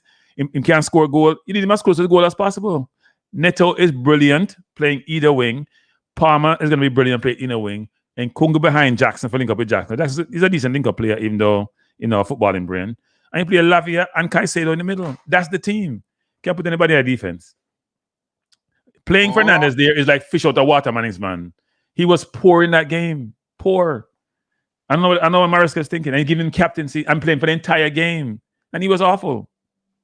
I don't know how that works. I was crying out during the game saying, this coach can't coach. Fernandez is on the bench. Yes. And Kungu playing the 10. Palmer playing right, Neto left, and play, even Neto is a normal right winger, because he's a left footer, and you play Jackson, and you play Caicedo beside Lavia. That's the team. Dangerous team management going forward. Palmer can go. And you believe that team can beat Wolves, Cranky? The Wolves have to start play Arsenal in the second half, and they're at home. Management, that front management, that's six. Think about that 6 man. You think they're more dangerous than the Arsenal front six? They're just as good. As good. You think about it. And Lafayette will show people how good he is, because I watched him at Southampton, and Liverpool was trying to buy him for 50 million. He's a very, very good player. He had a very good game last week against City, management. And Chelsea kept the ball against City in the management. People don't realize that, It's just that Jackson should have scored that goal that was offside on. It could have been a different game. City didn't get a ton of chances in that game. I also believe that Wolves are going to make some change. I think like Cunha is going to start for Wolves, who didn't start in the Arsenal game, but that's the Brazilian. Yeah. He just came off an injury, right? Or something like that. And I think that's the new signing played, had a good header that I think they made a brilliant save. Yes. I'm gonna say Chelsea 2-1. So I think Chelsea's better people than people think they are, because they've been going through so much turmoil, but they have players. Good. It's hard, man. It's when you have good players, If you can get them right and get them in the right place. If you place Fernandez in the middle, it's not. I'm gonna say 2-2 people. If you bench Fernandez, it's 2-1. Fernandez shouldn't be on the field. He has no position on the field. I think we underestimate Wolves. Even the Arsenal struggle. No. Wolves kept the ball well against us. They kept the ball well against us. But Chelsea has firepower, man. Firepower. No firepower, man. Remember, Neto only played like what, about 20 minutes, 25 minutes? Palmer wasn't in the game. They played Man City now. It's a different team, man. And they look decent against Man City. Can you imagine if they play and I get 2 Wolves team, not as good as Man City, or they'll do? I actually think they'll do well. I don't think Jackson's a rubbish footballer. I think Jackson needs a lot of work. I don't think he's rubbish, Tresha. He needs a lot of work. He shouldn't be the starter. He should be coming off the bench. He just makes too many bad decisions. And he doesn't have a footballing brain. And I hate to say that about players, but that offside that he had was ridiculous, because he's across the line, he's looking. That would have, the narrative would have been different if they draw with Man City now. Totally different narrative. Totally different narrative. Yes, that is true. Liverpool, Brentford. I mean, Liverpool wins this one. This is at Anfield. Brentford not beating Liverpool at Anfield. Ivan Toney not playing for Brentford. They're losing this one. Liverpool will not concede either at Anfield. Like the most dangerous play, like the one player, like to me, I fear that plays for Liverpool outside of Salah is Jota. And he seemed to be in good form. So I'm going Liverpool 3, Brentford 0. Sorry, Ethan Pinnock. Good defender. Playing some good football, had an own goal. in the last game. But yeah, I know they have Wissa and Mbomo, but yeah, I can't see them getting anything out of this game. I don't know. We get grief, and deservedly so. People, we get grief and deservedly so. Good point, Flavor Max. Good point. He said that we didn't, but he doesn't play for Jamaica. Flavor Max. Flavor Max. We talking about people who play for Jamaica. But I talked about Bailey. I said that he was the person who gave us a warm time. And he scored last game. Yeah, and with Zivchenko on the left side, I did talk about him, Flavor Max. Well, I didn't talk about him because he doesn't play for Jamaica. When he comes back to the team, I talk about him. He don't play for Jamaica right now. Bailey plays for Jamaica, man. When is he coming back this window? Of course, Bailey should be back this window. I am all for Bailey. Did he write the letter or is the letter being cancelled? Is the letter request being cancelled? I'm not writing no letter to nobody. I'm not writing no letter to nobody. I think like a letter, just I think a statement to say, listen, I am available for selection is enough. I don't think we don't have to formalize it, but it needs to be heard from him. And once that is heard, and he will stand by it, then I think, and I said from him, somebody in the hierarchy, including the coach, can come out and say, I spoke, and then he confirms it, and that's it. Yeah, but isn't that the problem the last time where they spoke and it was confirmed, but it wasn't confirmed? Isn't that that's what they wanted letter to say? There's no ambiguity. He must also say something, confirm what the coach or whomever says. But I think Nitro, we can't draw man, this man tongue. I feel tongue, we'll draw it. We'll draw people talking about it. Nitro, watch yourself the Nitro. A Jamaica channel up on But listen, I think like I tell people, for me personally, I've interacted with Leon. He really, really loves Jamaica, and he's true. He does. He will see things that needs to be done, and of his own free will, without being asked, he will do it just to make the team function. Man. If you don't say you love something, show it in a public domain. You can't tell someone say you love her, never tell her say you love her yet, and then she'll say, "No, I should go find another man." Squirrel, cranky. Yeah, but if not tell her she love her, she go find somebody who tell her them love her, right? That's how it working now. If you want to be a Jamaican man and keep to yourself, then you'll find somebody who tell her the nice words, right? Jamaica is a country where it needs to be feel the love. I now feel the love from him right now. That's how I say, people. Anyway, let's move on. But he may have a good game. Hopefully, he doesn't have the best game, and we win the game. Yeah, that's what we're talking about. Are they more dangerous now, Aston Villa, than they were last season with Diaby not being there? Yeah, but Diaby didn't have a good season. He played well against Arsenal. He had an okay season. For the money that was spent on him and his reputation from Germany, he had an okay season. No Douglas Luiz in midfield. Yeah, but they have Onana there. He scored. They have Ramsey back. Are we pursuing Ramsey? Maybe. We should look into that, people. Ramsey, a Jamaica affiliation, don't he? Ramsey's back, and he came on during the game. Duran played well and scored. So Onana scored, Duran scored. Duran was supposed to go to West Ham, and that didn't work out. So it's interesting. All right, people, we're going to switch the conversation from EPL to what I'm like here, but we'll talk about Jamaica, the Reggae Boyz, Coach McLaren, and his key challenges, man.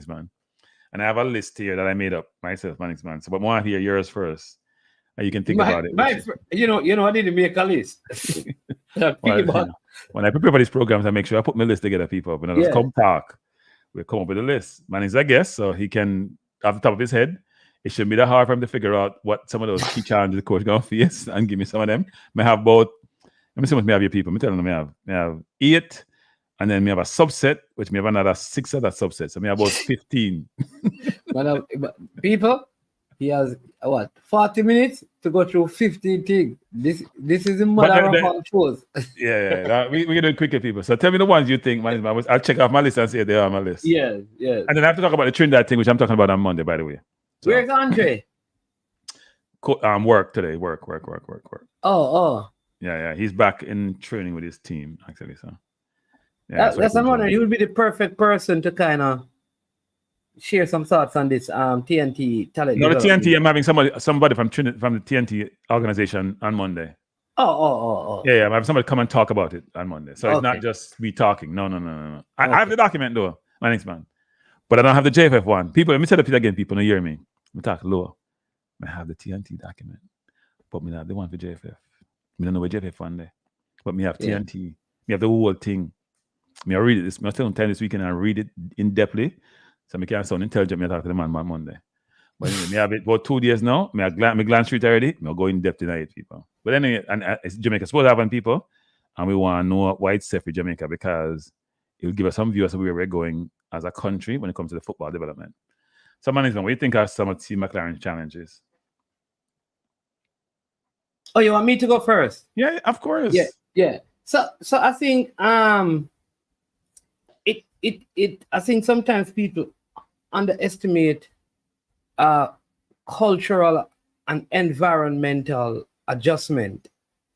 I will say this: CONCACAF is not the easiest place to survive in terms of the sport of football.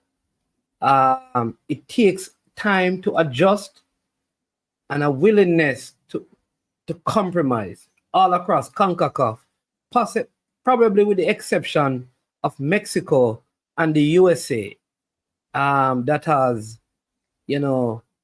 greater football in pedigree. All right. So I think one of the first things is this: how does a Steve McLaren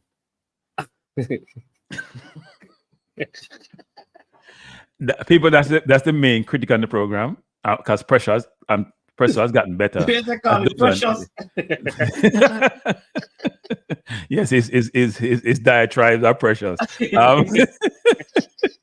In beating people precious, but Declan is the main critic. People, Declan first comment will be a criticism. He sits there like he's like a brain drain used to be on his coach's desk. He assesses the situation and say, "Where can I come in with a criticism?" So thank you, Declan. We appreciate you. Go ahead, man. Yeah. So with that being said, I think one of the things he has to adjust with, because, for example, if England were in a zone in any kind of competition with France, just think how easy commute is and how similar Europe is. Europe is very similar as you move from country to country. For a person who lives in Europe, like many of the things are very easily adjust to.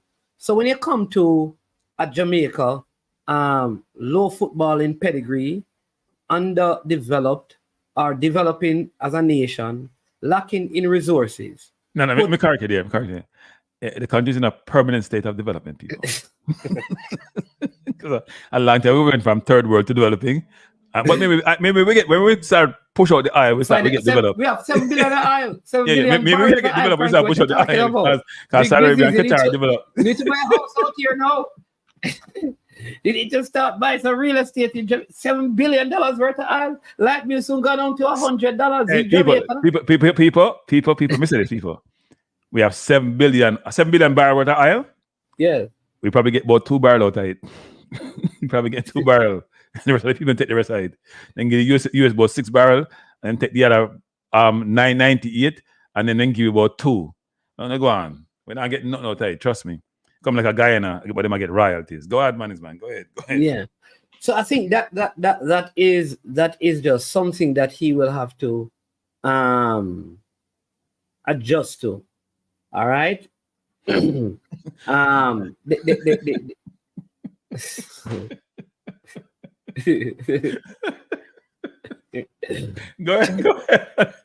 ahead. On a body than nitro. Go ahead, man. That to me is one of the biggest, because let me tell you, like, you're a professional. You work in when you work cranky, you're in what we call high quality environment, where if you needed software or hardware, if you needed training, if you needed financial resources to get things done, those things were readily available. The process to get them done was very simple. The timeline is very simple. When you're in a space where to get something like necessities is like pulling tooth, right? In terms of paperwork or in terms of availability of resources, it leads to frustration. And then it becomes, how do I manage the frustration? Because it's not like I were unaware of the fact that there are going to be these things. But Hearing so about people, it and living in the reality of it is Right. two different things. right. So my name's, so I'm going to take this off of my list. Resource constraint. Jamaica's football infrastructure and resources are, this one me right, are limited compared to other nations. McLaren must navigate these constraints while finding creative ways to improve overall team preparation and possible player dissatisfaction. So at the end of the day, people, as Manny is saying, with not enough money, he was warned multiple times in that press conference. Ricketts warned him. I think Rudolph warned him. I think what Chung warned him. Say, I'll give to complain about it. We not enough money for you more than why we are paying you. So don't complain when you come on. And he was all smiling, as we all do when we get jobs, and say, yes, we can do the job, we can do it. But the complaints will come later. But you're right about resource constraint. Yeah. So he will have that to deal with. He will also have, and just being in the environment. When you have players now, Cranky, who, and let's use Leon as an example. When you have players that their times are spent in high quality professional environment, you have to deal with that player issue in the environment that you yourself are adjusting to. And remember, a lot of these players probably have been exposed to what they call immateuristic or unprofessional work practices and environmental issues. So how do you demand and see the best from the players when you probably have your own frustration and they are venting their frustration because it affects your performance? So you need a psychologist and psychiatrist. Yeah, it's like you have to be now more than a manager. You have to provide leadership. And it means that your relational skill, yes, good management is important from a coaching perspective, but what kind of leadership do you provide? How are you able to communicate? Like, listen, there is a vision that is bigger than our present struggles. There's a vision. And what is that vision that you can paint to a player that makes him overlook? Because sometimes, Cranky, I have been in spaces and in environment that it's not the best. But when you see the vision, you're so gung-ho about what the vision is that it overrides the lack, it overrides the struggles, it overrides the circumstances. But if you don't have one who can keep that vision continually before, it's just like you are an army man, right? You understand this, that sometimes a captain or the platoon leader can lead the soldiers into a very dangerous space, and you wonder, why did they even follow him? They don't realize he's nonsense. But he paints such a vision and the kind of leader that he is, that you'll follow him, even though you know that it is not the best thing. Follow him to hell. Follow him to hell. People say that in the army, that they will follow the platoon leader to hell. What drives that? And if he can tap into what causes that in people, right? Because he's going to face that. Because these players will not become used to unprofessional spaces and conduct. They can't, because they don't spend enough time in it. When they go back to their clubs, they're gone back to professional. So this is a visiting environment, not a living environment. Yeah, and they shouldn't have to, management, right? So we can't make excuses for resources and equate that to unprofessionalism, because they're not necessarily one and the same, right? Now, one may say, well, if I have to fly economy versus business class, that's a problem. That's not even unprofessional.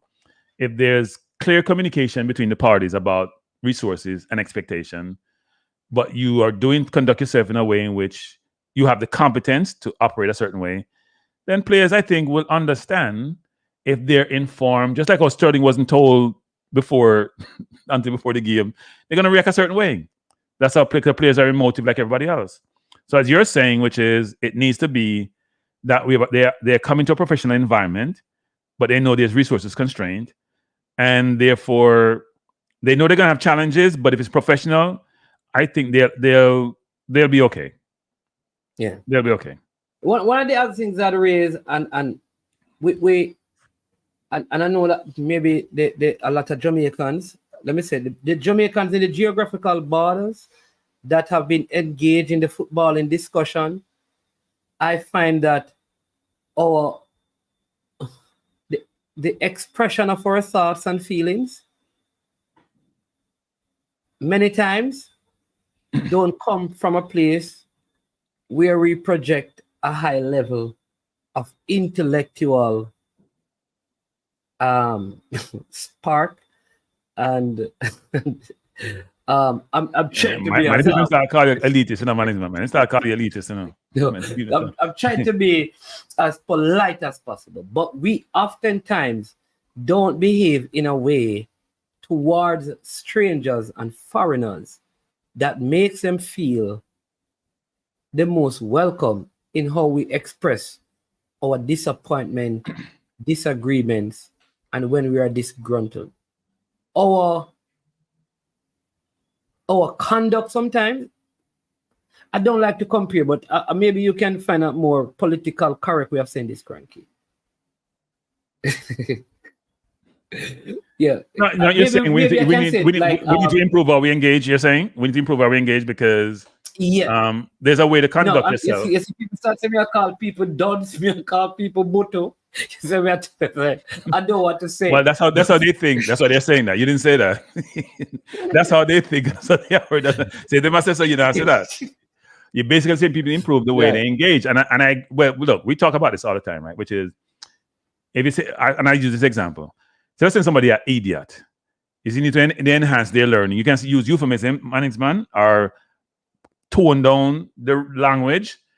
Because all you're gonna get is that reaction, which you're not gonna like. When you go hard, you're gonna go hard at you, and some people not turning the other cheek. Because some people say when you go low, they might go to the basement. So you gotta think about what you're giving out, how you're gonna receive it. Doesn't mean you can't criticize, but instead of saying somebody's an idiot, which is not a good thing, you can say, you know what? I don't think they're doing a good job.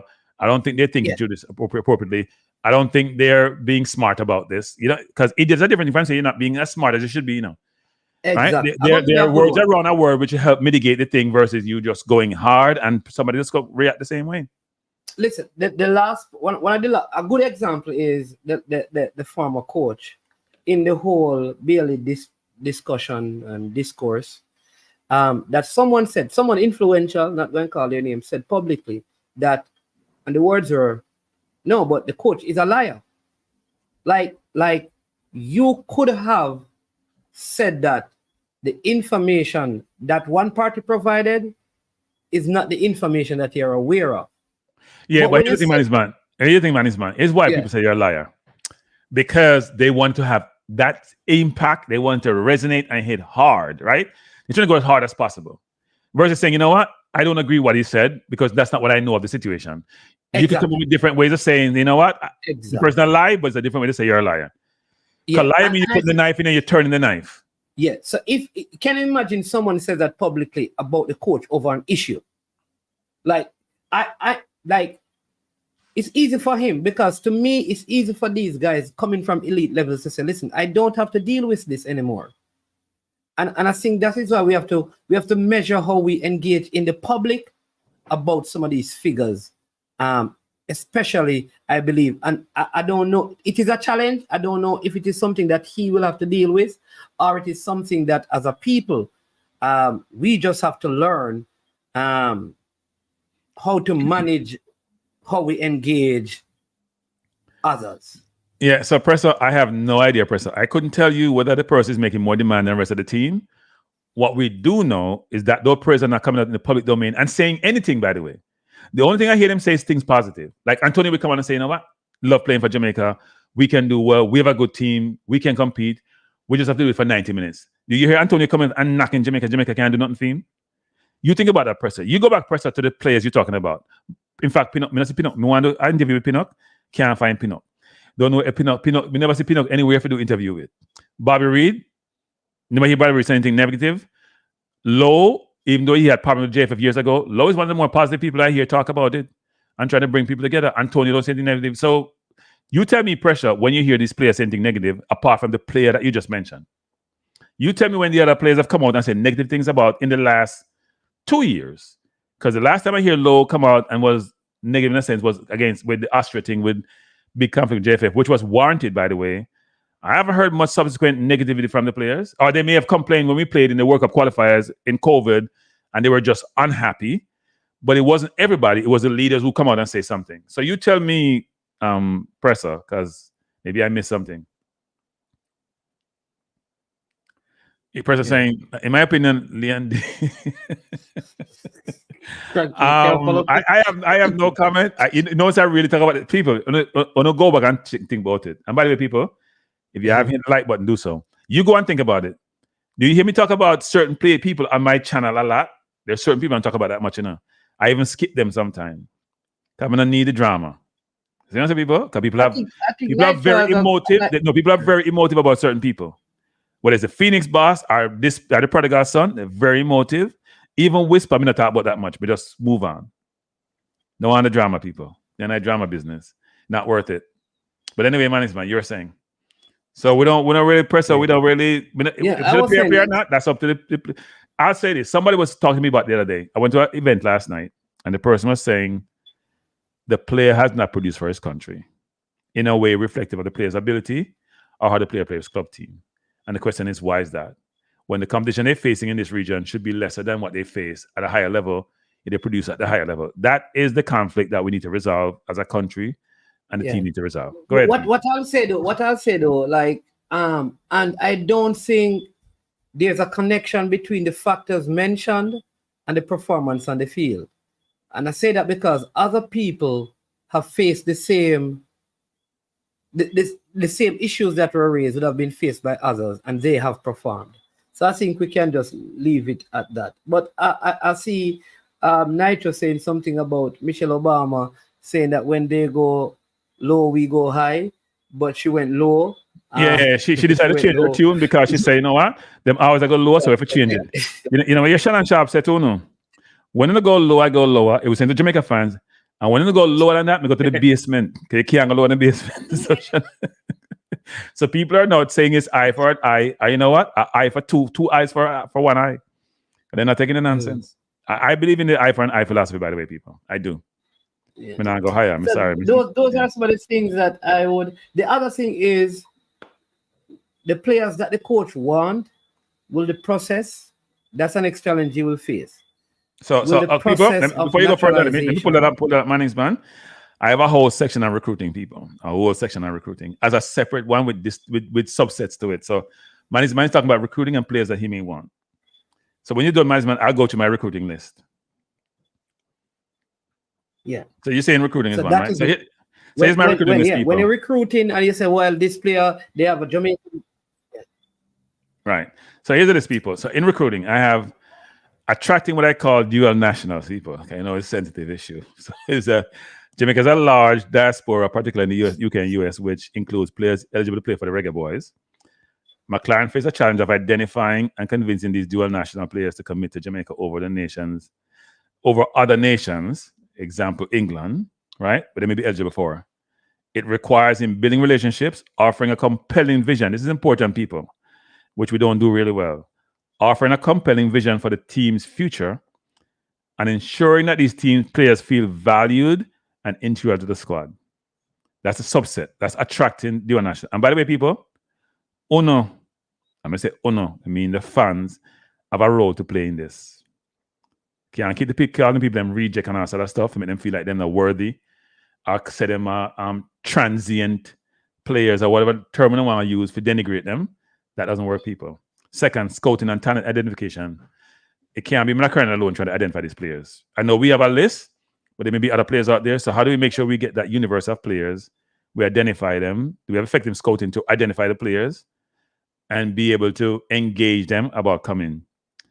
We have to be able to compete with other nations for these players, which is mainly probably US, more so England, other players who are sprinted around, right? How does he make it a compelling case for them to choose us versus another country? Important, people. And so we're not going to like this one. I bring it up anyway. Ensuring commitment.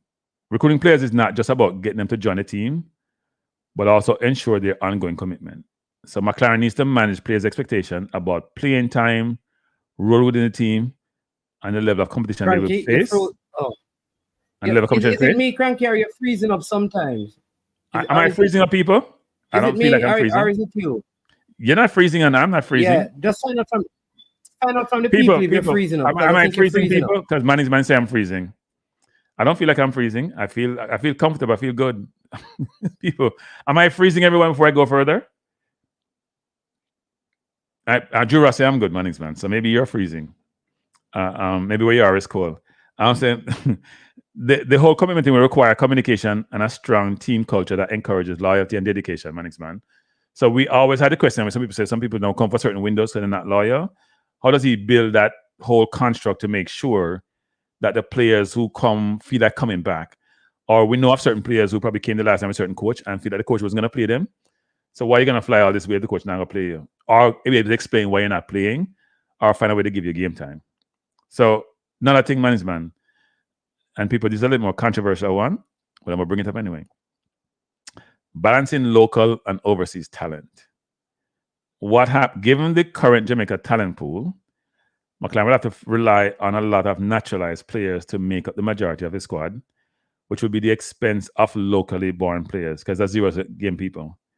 The heavy reliance on overseas players, born players, has inevitably created, these are my words, an imbalance of the ratio of locally born to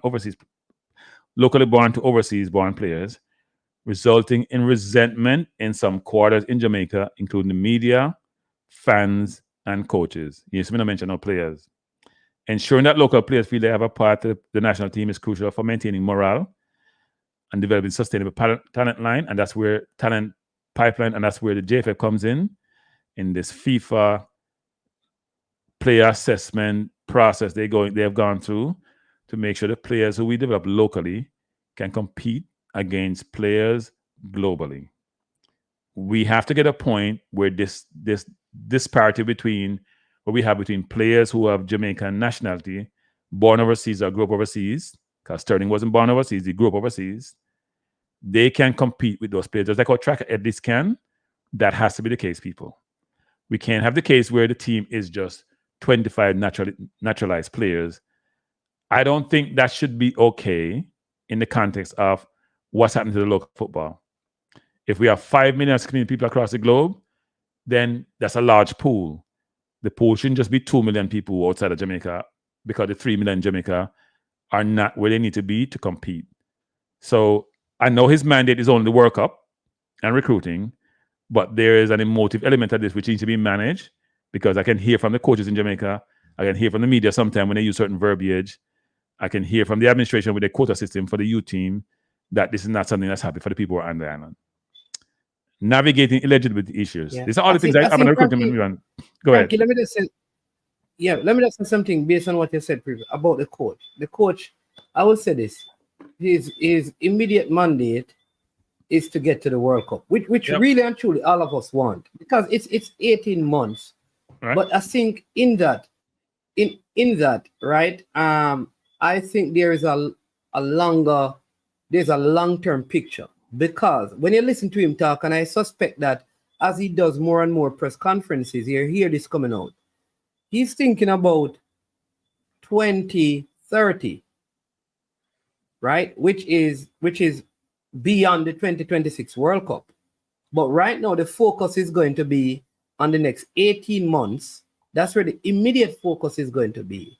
However, once we have attained qualification, then we can start now implementing other things for 2030. Well, I think that's what Rudolph go ahead. Yeah, I think sometimes when people, like, what I don't like is people make it sound as if the only thing is here to do is the World Cup games, get to the World Cup, and that's it. That has to be the focus now, because the truth, if he fails to do that, then at the end of the day, people are going to say he's a failure. Does anything else matter after that? Yeah, so you have to do this first, because if you don't fulfill this immediate mandate, then there's no 2030. Right, but people's concern, management, is that when you have someone with so much experience and so much know-how and so much exposure, why wouldn't you even why wouldn't you just say, you know what, his mandate is the World Cup. However, while he's here, we're going to leverage him. Given that we're going through this talent assessment process, we went through FIFA. He was part of it. He's going to contribute to the conversation. Just say something else, because that's what the Gleaner article was about, you know. The Gleaner was saying the same thing, which is, the article was basically saying, look, he's here. And why just the World Cup alone, and it's so silo and narrow, because we have windows when he probably do other things, but he will have some time, I would assume, to help with the football. Frankly, the coach, he has only done one official interview, which was a press conference about him taking up the World Cup campaign as the head coach. But man, remember what Speed said, and remember Ricky said. They were emphasizing just work up. And Speed basically said nothing else. That's the thing, man. You have to understand what the administration is saying now. Whether he wants to do more or not is what Rudolph was saying. It's the World Cup people. Okay. And do nothing else. Well, that I can understand people not agreeing. But here's what I know. If we have 3 games left and there's no way for us to qualify for the World Cup, it don't matter what else was happening with the football. No, I agree. Well, no, it matters in the context of this, which is when are we going to start the process that whole, when are we going to understand what came out of the FIFA assessment development ecosystem, talent development process, and how we're going to execute against it, and what we're going to leverage to do so.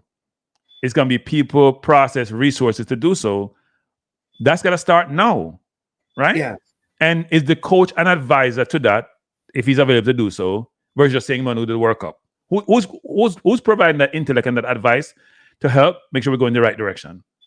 Because you know what? The JFF hasn't come out and talked about that.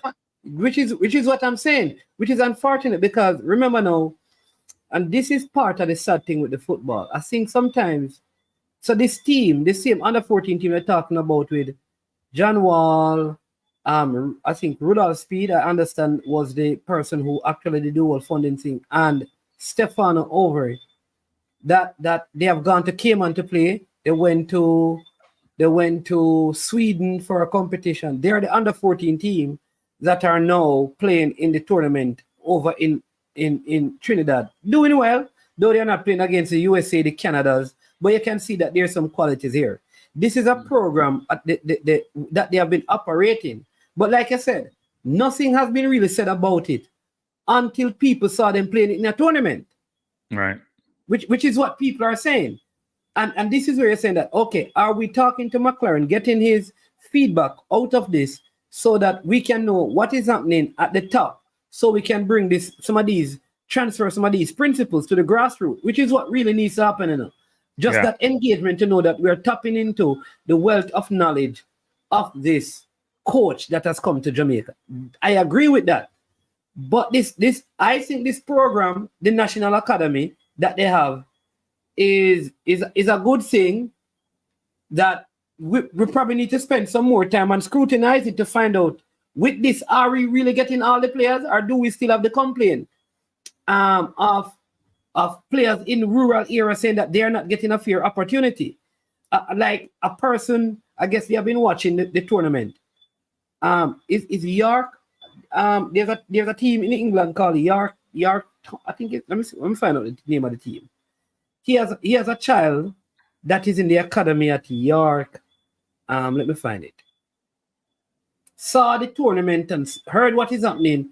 And you know what he's saying currently? He'd love to get in touch with the persons who are involved, because he has a son who is in New York City, in England, 13 years old, that you'd love to be a part of the TDS. This is what you want. You remember I gave you the stat. Check it out, 67% of the kids that are in the English under 15 are kids who have multiple citizenship.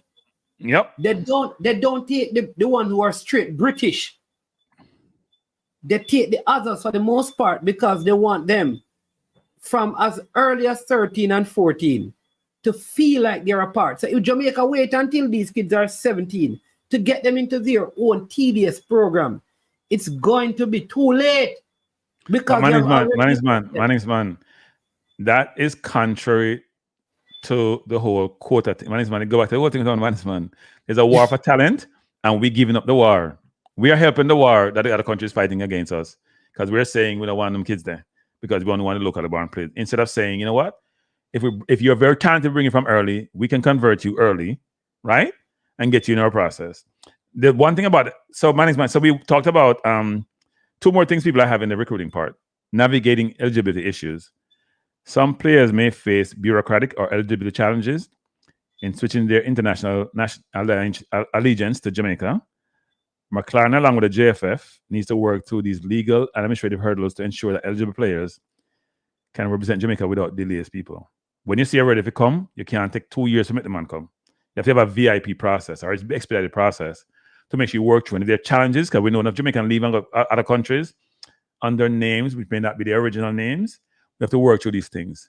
The birth certificate, another thing may not be clear. We have to work through those things.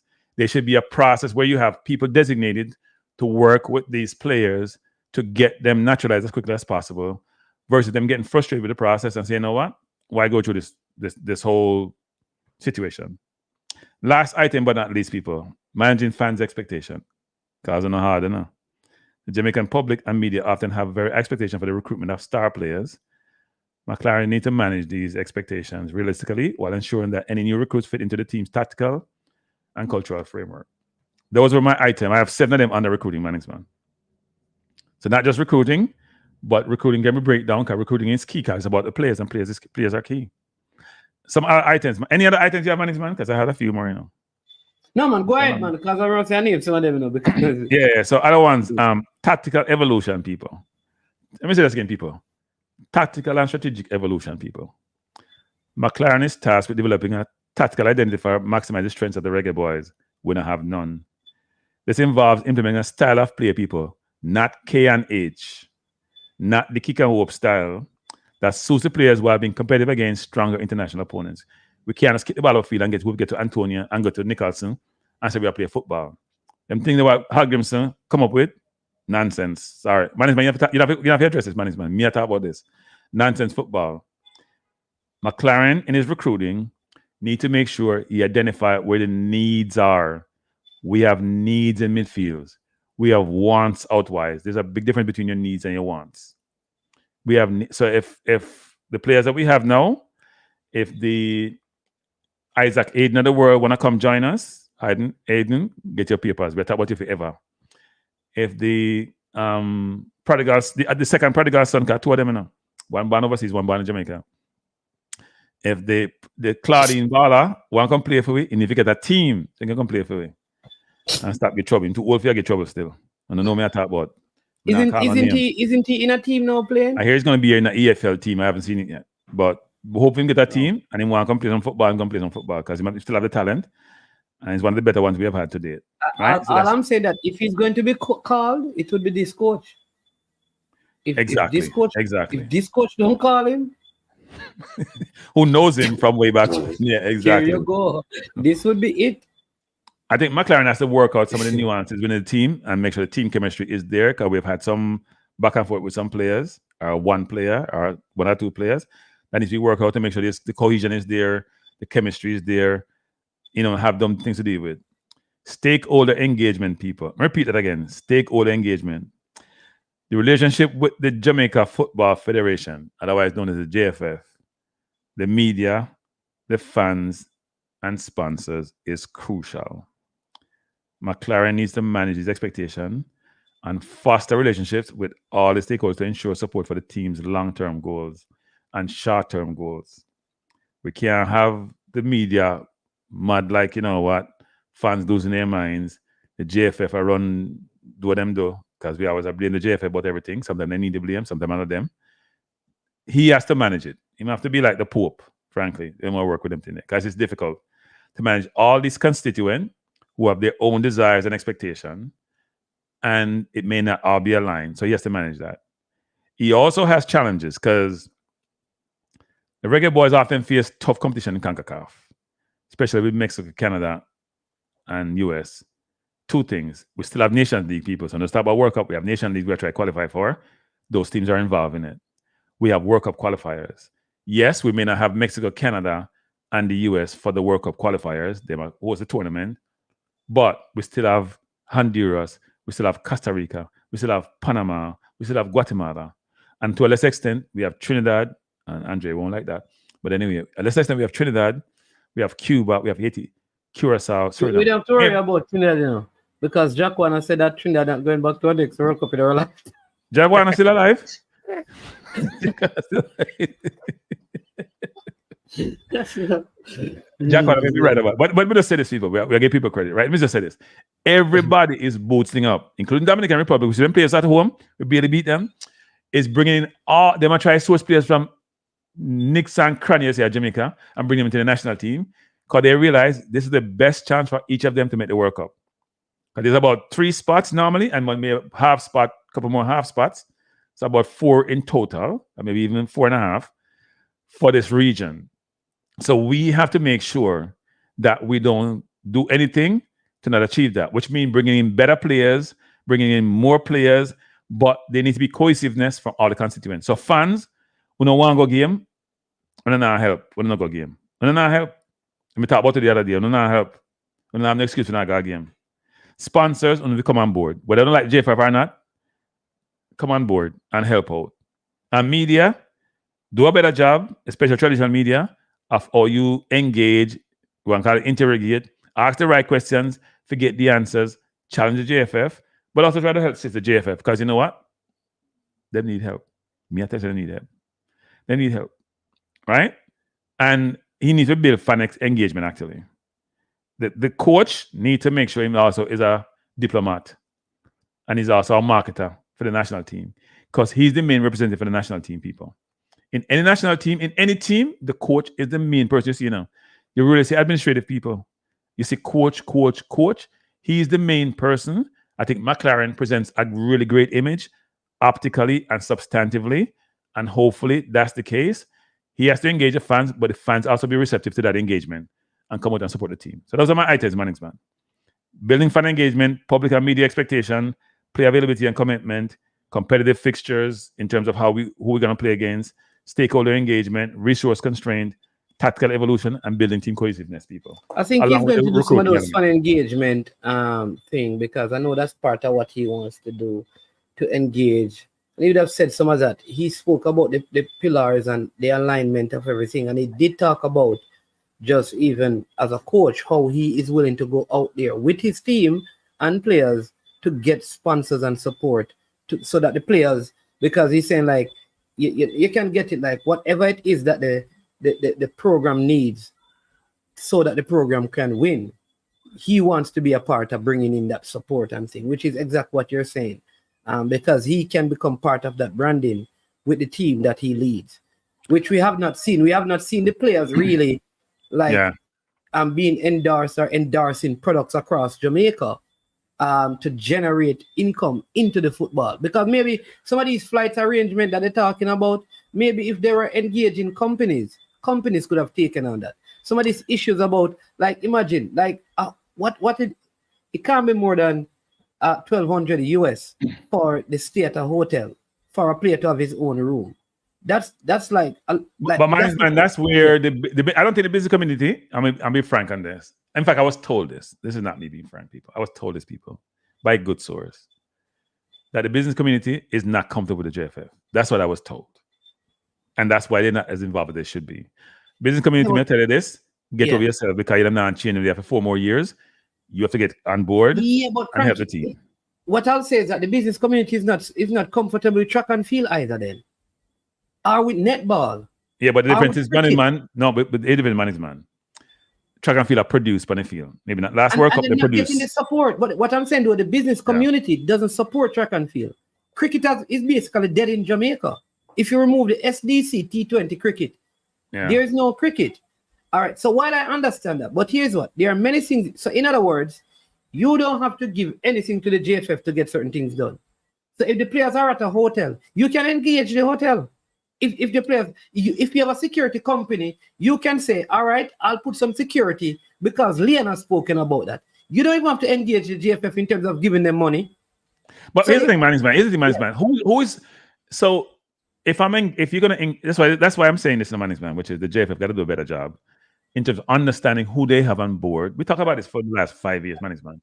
Who do they have in their organization who is deemed to be credible, who can go out and have a team to go engage potential sponsors, management, to work with the organization. As you just alluded to, you have players who are international who could be part of the sponsor, because a lot of these companies nowadays are global with their products, Mannings, man. Yeah. And if you have face that player who play in the EPL, for example, promoting your product, or known commodity, you give them money, then promote your product. That's a good deal. Big. Here's a big thing.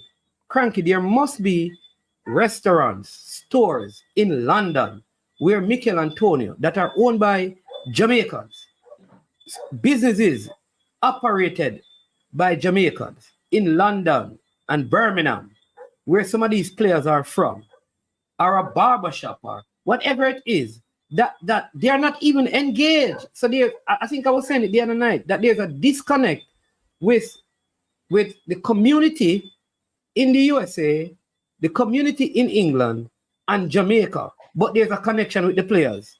So it's like we have pulled the players out of the community and the relationship is with the players alone. And like, imagine this. Imagine Mikel Antonio goes into imagine some of the players go to the party place in the USA to buy a party. Or they go to one of the places that probably distribute parties in London and you see them eating parties in there. Imagine what that does for that company. Yeah, I think I know Jamaica's employed 876. 876. Nah, so I'm not impressed with it. No, I tell you the truth. And then my next company employed in the US to do the marketing globally. I think the JFF has to make better decisions about who they engage sometime to represent them. That's the first thing. They got to make better decisions. And maybe you need to do Hey, Cranky, you just said a good thing because maybe the marketing need to be done like this. Listen, you market it and whatever you so listen, you do the marketing. Because you can engage many marketing companies, and say, listen, you go and market whatever you get, like how people are. Management. Here's an example, management. Yeah, I deal with Adidas, that's the nature of their business marketing. Have you leveraged Adidas in terms of marketing and say, look, Adidas, we need some help in the marketing department. We need some help. Let's talk about how you can help us market our product outside of what you sell for us, management. That's how. Yeah. It's the same thing you do in life in general, which is people are expert doing something. You try to find them to help you because they should be helping you because it's going to help them sell products, going to help them sell jerseys and sell tracksuit and sell shorts. And their marketing is what these companies. That's what they do. If you're Nike, if you're Adidas, Puma, marketing is innate to your being. That's how you get your product out. That's why you use athletes to market their product, management.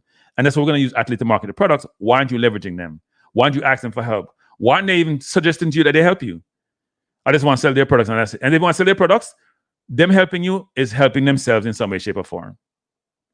And that's why I'm telling you sometimes that we don't. I sit back. I don't know exactly what the JFF does in some of these things, but I'm not sure they do things in the way to maximize the benefit they can derive from all the association that they have.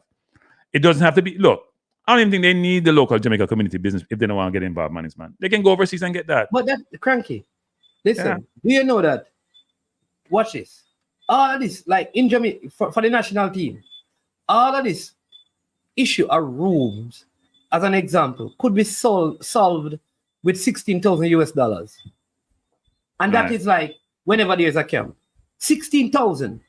Like, you can't tell me with the kind of players that you have and the coach of this repute that you can't find this out there from business owners between Canada, USA, and the United Kingdom.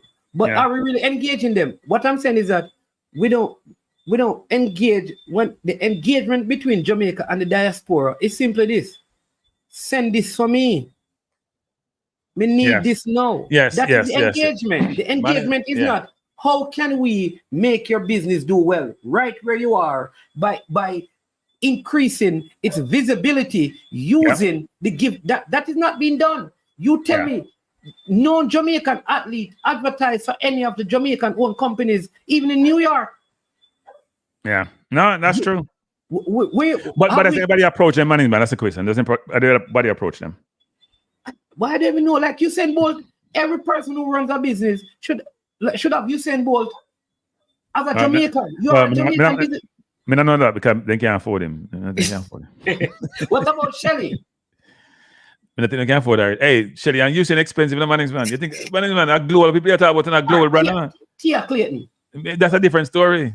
But I do enough people know Tia. Maybe Jackson, for example. Maybe Jackson or Kishian. No, you should get on Kishian bandwagon. No, you should get on Kishian, especially given his potential. I would agree with that. I know if you get on Kishian bandwagon, because if you get him now at a much cheaper price, obviously the price will go up as time progresses, but you lock him to a contract for a certain period of time. Yeah. So somebody said the Golden Cross. Yeah, Golden Cross is known to do a lot of charitable stuff for sponsorship for a lot of different things, actually. Yeah. But Craig, can you just correct something I saw earlier? Peso, I did not say that the coach should not get any credit. This is coach Andrew Peart. What I said is that the team was not prepared by him. The team is the national academy team. The person who is in charge of the academy could not go with the team. So Peart came on to help them like in the last couple of weeks, but the majority of the preparation, you understand what I mean, Cranky? So you run it, there's a national academy and they picked out under 14 players to send a coach with them. To say that it is unfair to say that the coach prepared the team because the team was prepared by the national academy. But the coach must get some credit. But for the 3 months that the players were playing and doing all kind of stuff and traveling, the head coach now was not with them. Right. That's what I was saying. You understand me? So like when do you give Arteta credit for Skelly? What his name? No, he gets credit for no academy players. Don't even go there. There you go. He doesn't. None. Zero. Yeah. Zero. He's been awful when it comes to academy players. Maybe awful, Arteta awful people, awful. Maybe I use the wrong example. Let's go to City. He's been awful when it comes to academy players. He's not trying to no academy players. He ain't play them. Give them no game. That's why them all leave. That's why Ochis will leave. That's why Patino will leave. All of them will leave. That's why the big kid forward Martin, who scored much goal in games, got a Manu. Okay, they can't see a path to the first team. But anyway, we won't go into that. Let me finish up the program, people. About a couple of things. Monday, as I mentioned at the outset of the program, we're going to be having a discussion with an official from Trinidad. I hope he turns up. So I hope he comes. About FIFA's assessment of Trinidad and Tobago's talent development ecosystem, which is the same thing that the Green talked about that has been done for Jamaica and McLaren talked about, where we haven't seen the output from the JFF. I'm not sure it's Trinidad disseminated theirs, but I have Trinidad thing. And we'll talk about it. But I have knowledge. You should not have said you had the document. I have a knowledge of Trinidad thing. I have knowledge. Don't say that document. I have the document. I have knowledge of Trinidad thing. You have knowledge of Trinidad thing, and what it entails. Yeah. And document. We have knowledge of thing and the categories it is. You can go online anyway and talk about FIFA development thing, and you see what it talks about. It's the assessment being made. It's the key finding from the assessment. It's addressing the weaknesses. Is they do a comparative analysis. There's a long-term strategy. It's all about FIFA trying to make football more competitive across the world and not just where it's concentrated now in South America, frankly, and in Europe. And the question is, they have been having their teams go out to help do the assessment and then find a way, and Speed and others have talked about this for a while now, find a way to make sure they can develop the football in the country, including this other elite developmental program. So we'll have that discussion with him to talk to in detail about it. I hope you can join us to have the discussion. The JFF hasn't publicized their document, but I will read something actually that I read, which is that assessment that's been done, people. It basically says this. I'm going to put something up here. It says the assessment is been done. This country-specific report is part of our commitment, this FIFA, not only to you and your association, which is to the administration, but to all talented players and stakeholders across the country. From that view, which is our stakeholders, including all of us people, I think JFF need to come out and talk to this document and talk to what was found and talk to where they're going, what was identified, what the strengths were, what the challenges were. That's why maybe what McLaren said, we have talented footballers. I'm still trying to figure that out, people. I'm honest.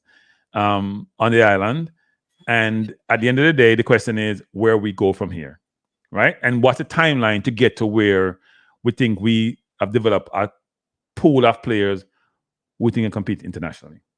My name's Man. Any closing words? So join me, people, 6 o'clock regular time. Yeah, very, very, very good program, people. You know that. Let me just say this, and I know Cranky don't need me to say this, but let me tell you. You know what is a disappointing thing with these platforms. Like Cranky just said this, right? He spent most of the days most of the day going through his topics, researching information, creating jotted points to give to you to engage in a good discussion. He takes up an article, spend days One second, Andre. 1 second. Go ahead, man. to read it through. He does all of that, and then you can take 1 second to press a button to like the video, and you refuse to do it. It is people like you that are a problem to YouTube. It is people like you who don't like the video that cause problem to YouTube. No. What we're going to do, we're going to have a strike on YouTube because Jamaican like to strike. We're going to strike. No content from YouTube. You know, we should let them for a week. Would everybody agree to do that? Me strike. I mean, no. Andre, Good evening. Andre, strike YouTube. Andre, good evening. Good afternoon, sir. Good afternoon, sir. Mr. Before the game, how are you doing? Man is here. Oh, hey, hold on. I was trying to get Minzy on, but Minzy's ain't busy. I was trying to get everybody on, but Minzy's ain't busy. Cranky. You see this? First thing, you know. No, man, I'm not cussing the viewer. I'm just giving trouble, Bert. I'm not cussing the viewer. But like the video, people. That's the point I was making. Please like the video. I'm not cussing. But like the video, man. Come on. Hey, Mr. Andre, Cranky, you know what? Yeah. Let me tell you what Andre said to me. After say, hold on. All right. Go ahead, man. Mr. Before the game, don't say anything yet. I need to read this for Cranky to hear. Cranky, I need to hear you. Know. Long message. Gents, I think Manningsman owe Arteta an apology and should not have started the season without an apology. He accused Arteta of wasting money on Havertz, even claiming he should be fired. The transformation of Havertz into a striker produced 30 goals and 7 assists last season in EPL. He even accused Arteta of devaluing players like Smith Rowe, claiming we can only get 10 to 15 million for him. I assume British pounds was the currency of choice recently. It's long for true. Smith Rowe. It's long. Wait. That's in the chat? I haven't tried to check the chat. It's in the chat? Yes. Jesus. It's like a dissertation, an essay. I am telling you, it was something. So Cranky. Yeah. You would know me by now that I would not say anything or write anything that I cannot support. I know you have evidence. And I've seen some of the evidence, actually. There are receipts, there are voice notes, and there are text messages. So I'm not worried. There are a lot of voice notes. They're not just voice notes, a lot of voice notes. If you're going in the chat, you're going to see him say, don't worry, I'm loading. I don't know what he loaded. That must be a real old computer. don't worry, I have receipts. But I'm on my way home from practice and I hear all you laughing at Trinidad. What is that about? No, we're not laughing at Trinidad. I'm telling them I'm telling them to tune in Monday. I know Jamaicans are very parochial. They only know about Jamaica. We have a session on Trinidad, which is also going to be something that Jamaica needs to be doing around the development of football on the island, similar to Jamaica needs to do. But management said that Jack Warner said that we would not qualify for a World Cup again in our lifetime. No, Jack Warner said that actually. I saw it someplace. No, he did. I read the article. Yeah. But you know, he's what? He's about 80 years old. So you say his lifetime is not long? Yeah, you're saying his lifetime is not long? Yeah. Yes. He has had his time. You're trying to say it's any day now. That's not good, Andre. That's not so they may make the World Cup, you're saying, because maybe any day for Jack is 80. Jack is living to 100. Just stay there. What I'm saying is that he may not have the energy anymore, or the vision that some people may have. So you don't know who will come along. You say hit the road, but Jack. Let me say this. Don't come back no more. But let me say this. That last you were just advertising the gentleman that you're gonna have on Monday. Yeah. And I've said this because Management and I have had this conversation on his platform. and I heard you all talking about engaging the business community and that kind of stuff. Yep. And what FIFA has put out there, a strategic plan is the way in which you engage the business community, their involvement in the building of a strategic plan. So management is saying it's going to take only 16,000 to deal with the hotels, right? In a camp. Yeah, in a given camp, yeah. Right, but hear this. If you're putting together a strategic plan and the business community is sitting across from you and they're contributing, somebody may hear it and say, you know what, I'll take care of that. Okay. You understand what I'm saying? Because they're involved, they feel part of the process. But what we do in the Caribbean all the time is that we do what we want and then we go to the people and say, give us this. Management pointed that out just now, right, and not providing any value back. My understanding is that we didn't get a medal in the Gold Cup. The world knows in the Olympics. Yeah. Right? Careful when I say we. I need the people to understand. No, he said Trinidad. He said stop beat up.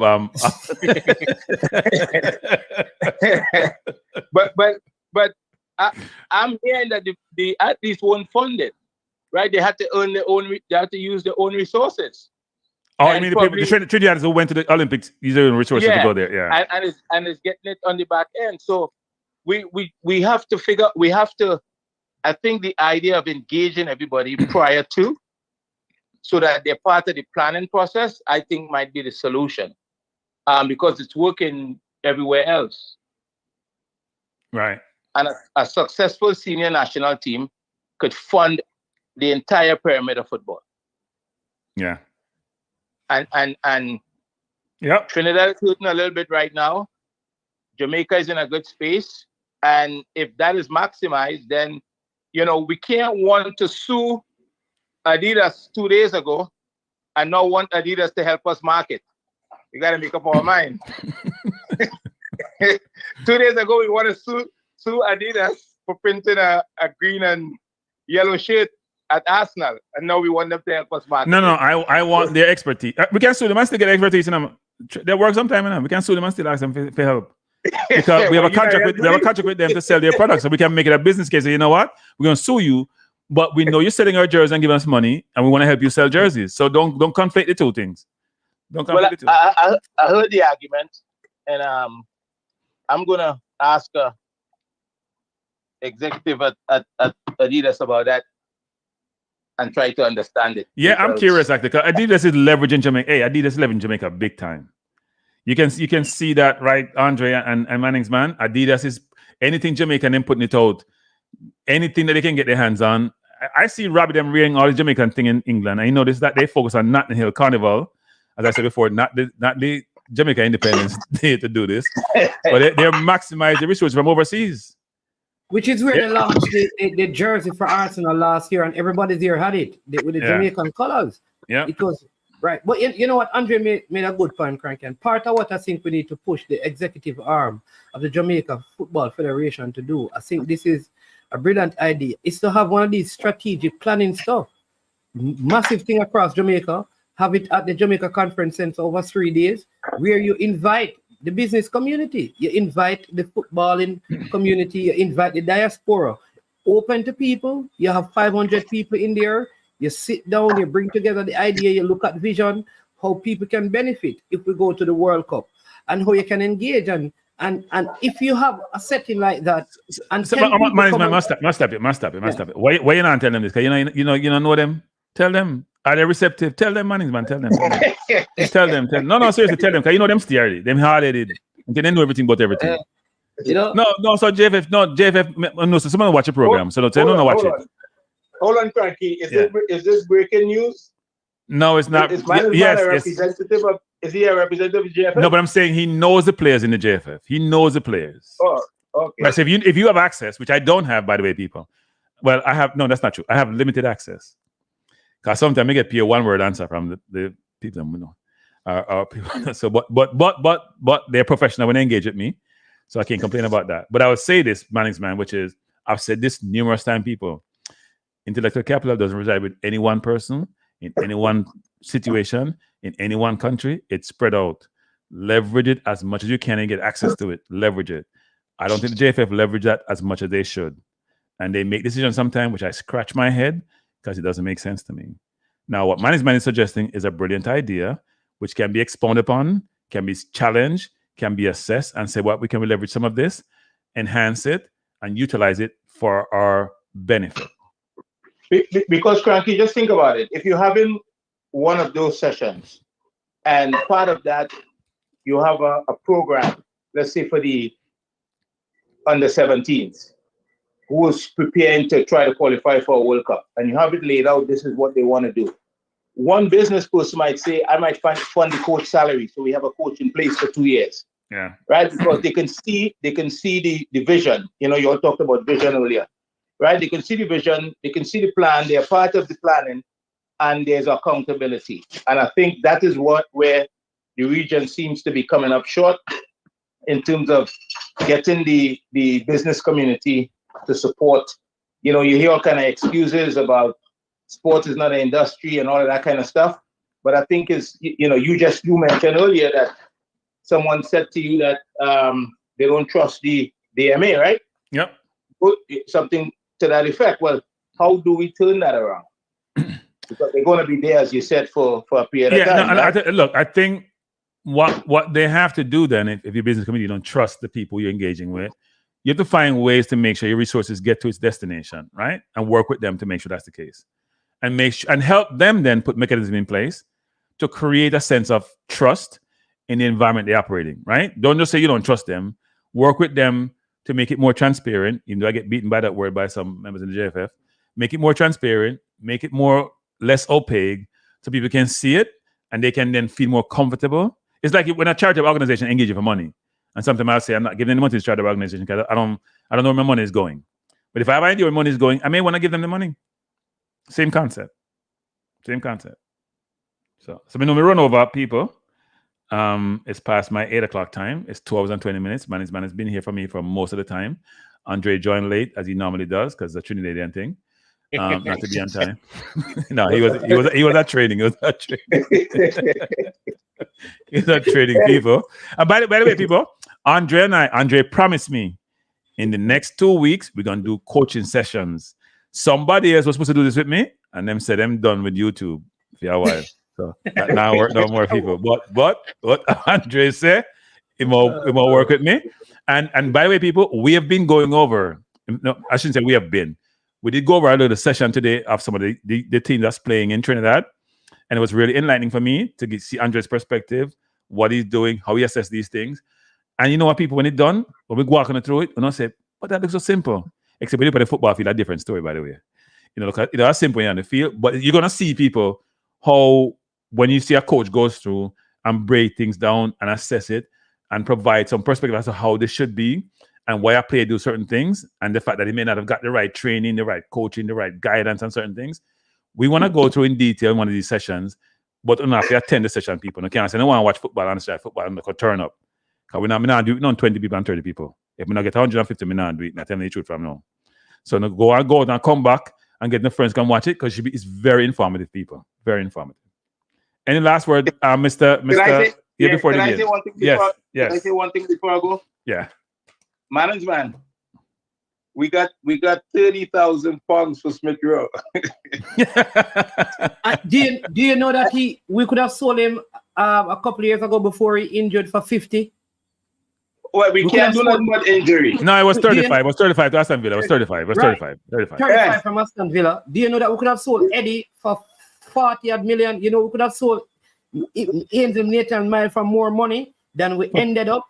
You want me to go? We got zero for Ainsley Nathan-Mile. He could have gone for 20 million to Wolves. To Wolves, yeah. Yeah, 20 million.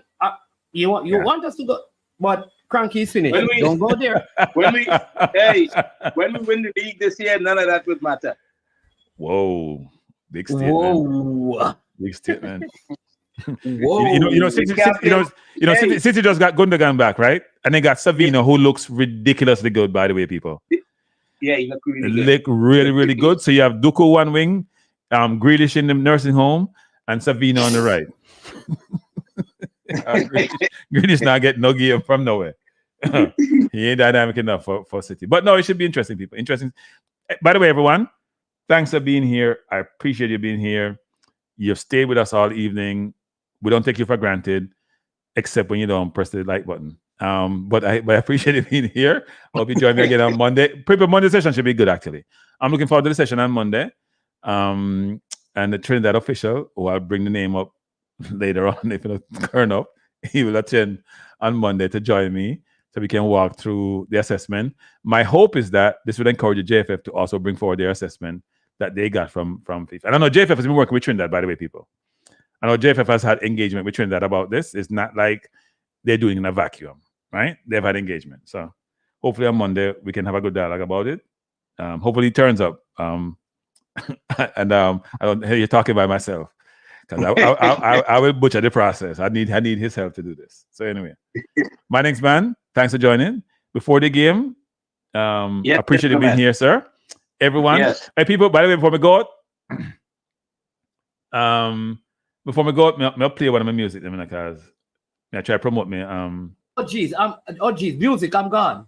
I'm gone. Go ahead. Want to hear about the lyrics first? No, go away. I have to leave, but not going away. I want to hear the lyrics first. Tell me how you hear the lyrics, and tell me if you appreciate them lyrics. Yeah. It's only 2 verses. I'm playing the word.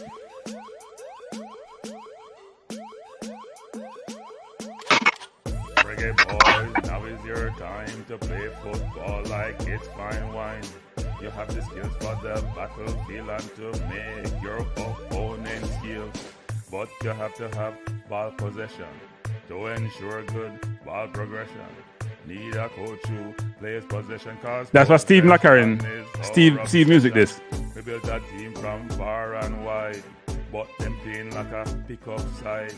Need to change that style of play. Next quote. Hey Steve, do you hear what I say? All right. So that was the thing, people. Me only going to 2 verse. People, me can take the rhythm right where there and build a tune for this. Me not trying to write nothing. All right. Build a tune. You can do. Me not instrumental, but you can build a tune and talk over it. You want to do it again? You want to rewind it? We just do a little piece. We just build something. Wait. We start. All right. Go on. Play possession. Wait. Turn up the volume. We never monitor it. Turn up the volume. Never monitor it. All right. Tell me you're ready. You ready? You ready? Yeah, man. Ready, man. Yeah. Ayaga. Ball a roll right away. Ayaga. Ball a roll right away. Our missing. Ball a roll right away. Our missing. What you know? Hey, what ball a roll? Balls a touch it, and you know say a goal. Them man they kick it, you know it have to score. Mikel Antonio, you know them they sure. Them are regret, no road on the floor. Leon, yo! East and Seas people, East and Seas, Manning's man are doing thing. I send you them church too, you know. And them lyrics they give him constituent people. They're not so yeah. We have a DJ because we have bringing the YouTubers them. We're bringing Jesse Guna.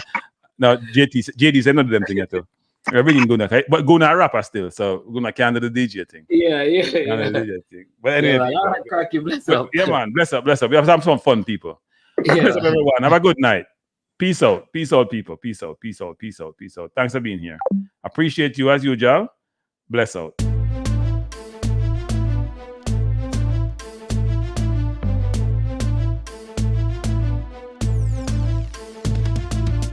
Frankie Life is the best to be now. For the best sports talk and it's free, yo.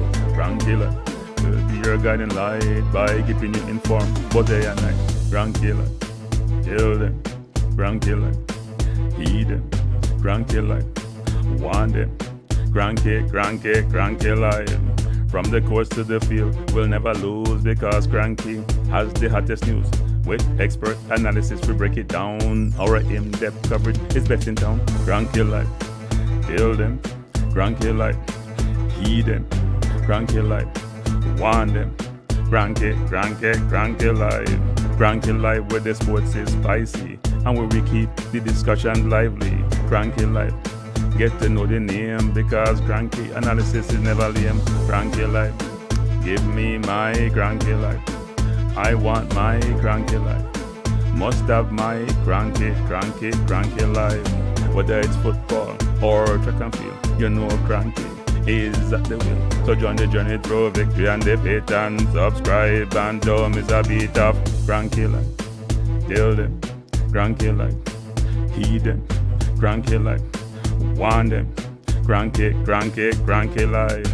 If you're from England or USA, from Kingston or Bombay, from Kenya or Canada, Lagos or Havana, visit Cranky Life. Tune into Cranky Life. Like up Cranky Life. Subscribe to Cranky Life. Cranky Life coming to you on weekdays. Cranky Life sometimes on Sundays. Pull up a chair and take a seat because Cranky will always bring the heat. Cranky Life.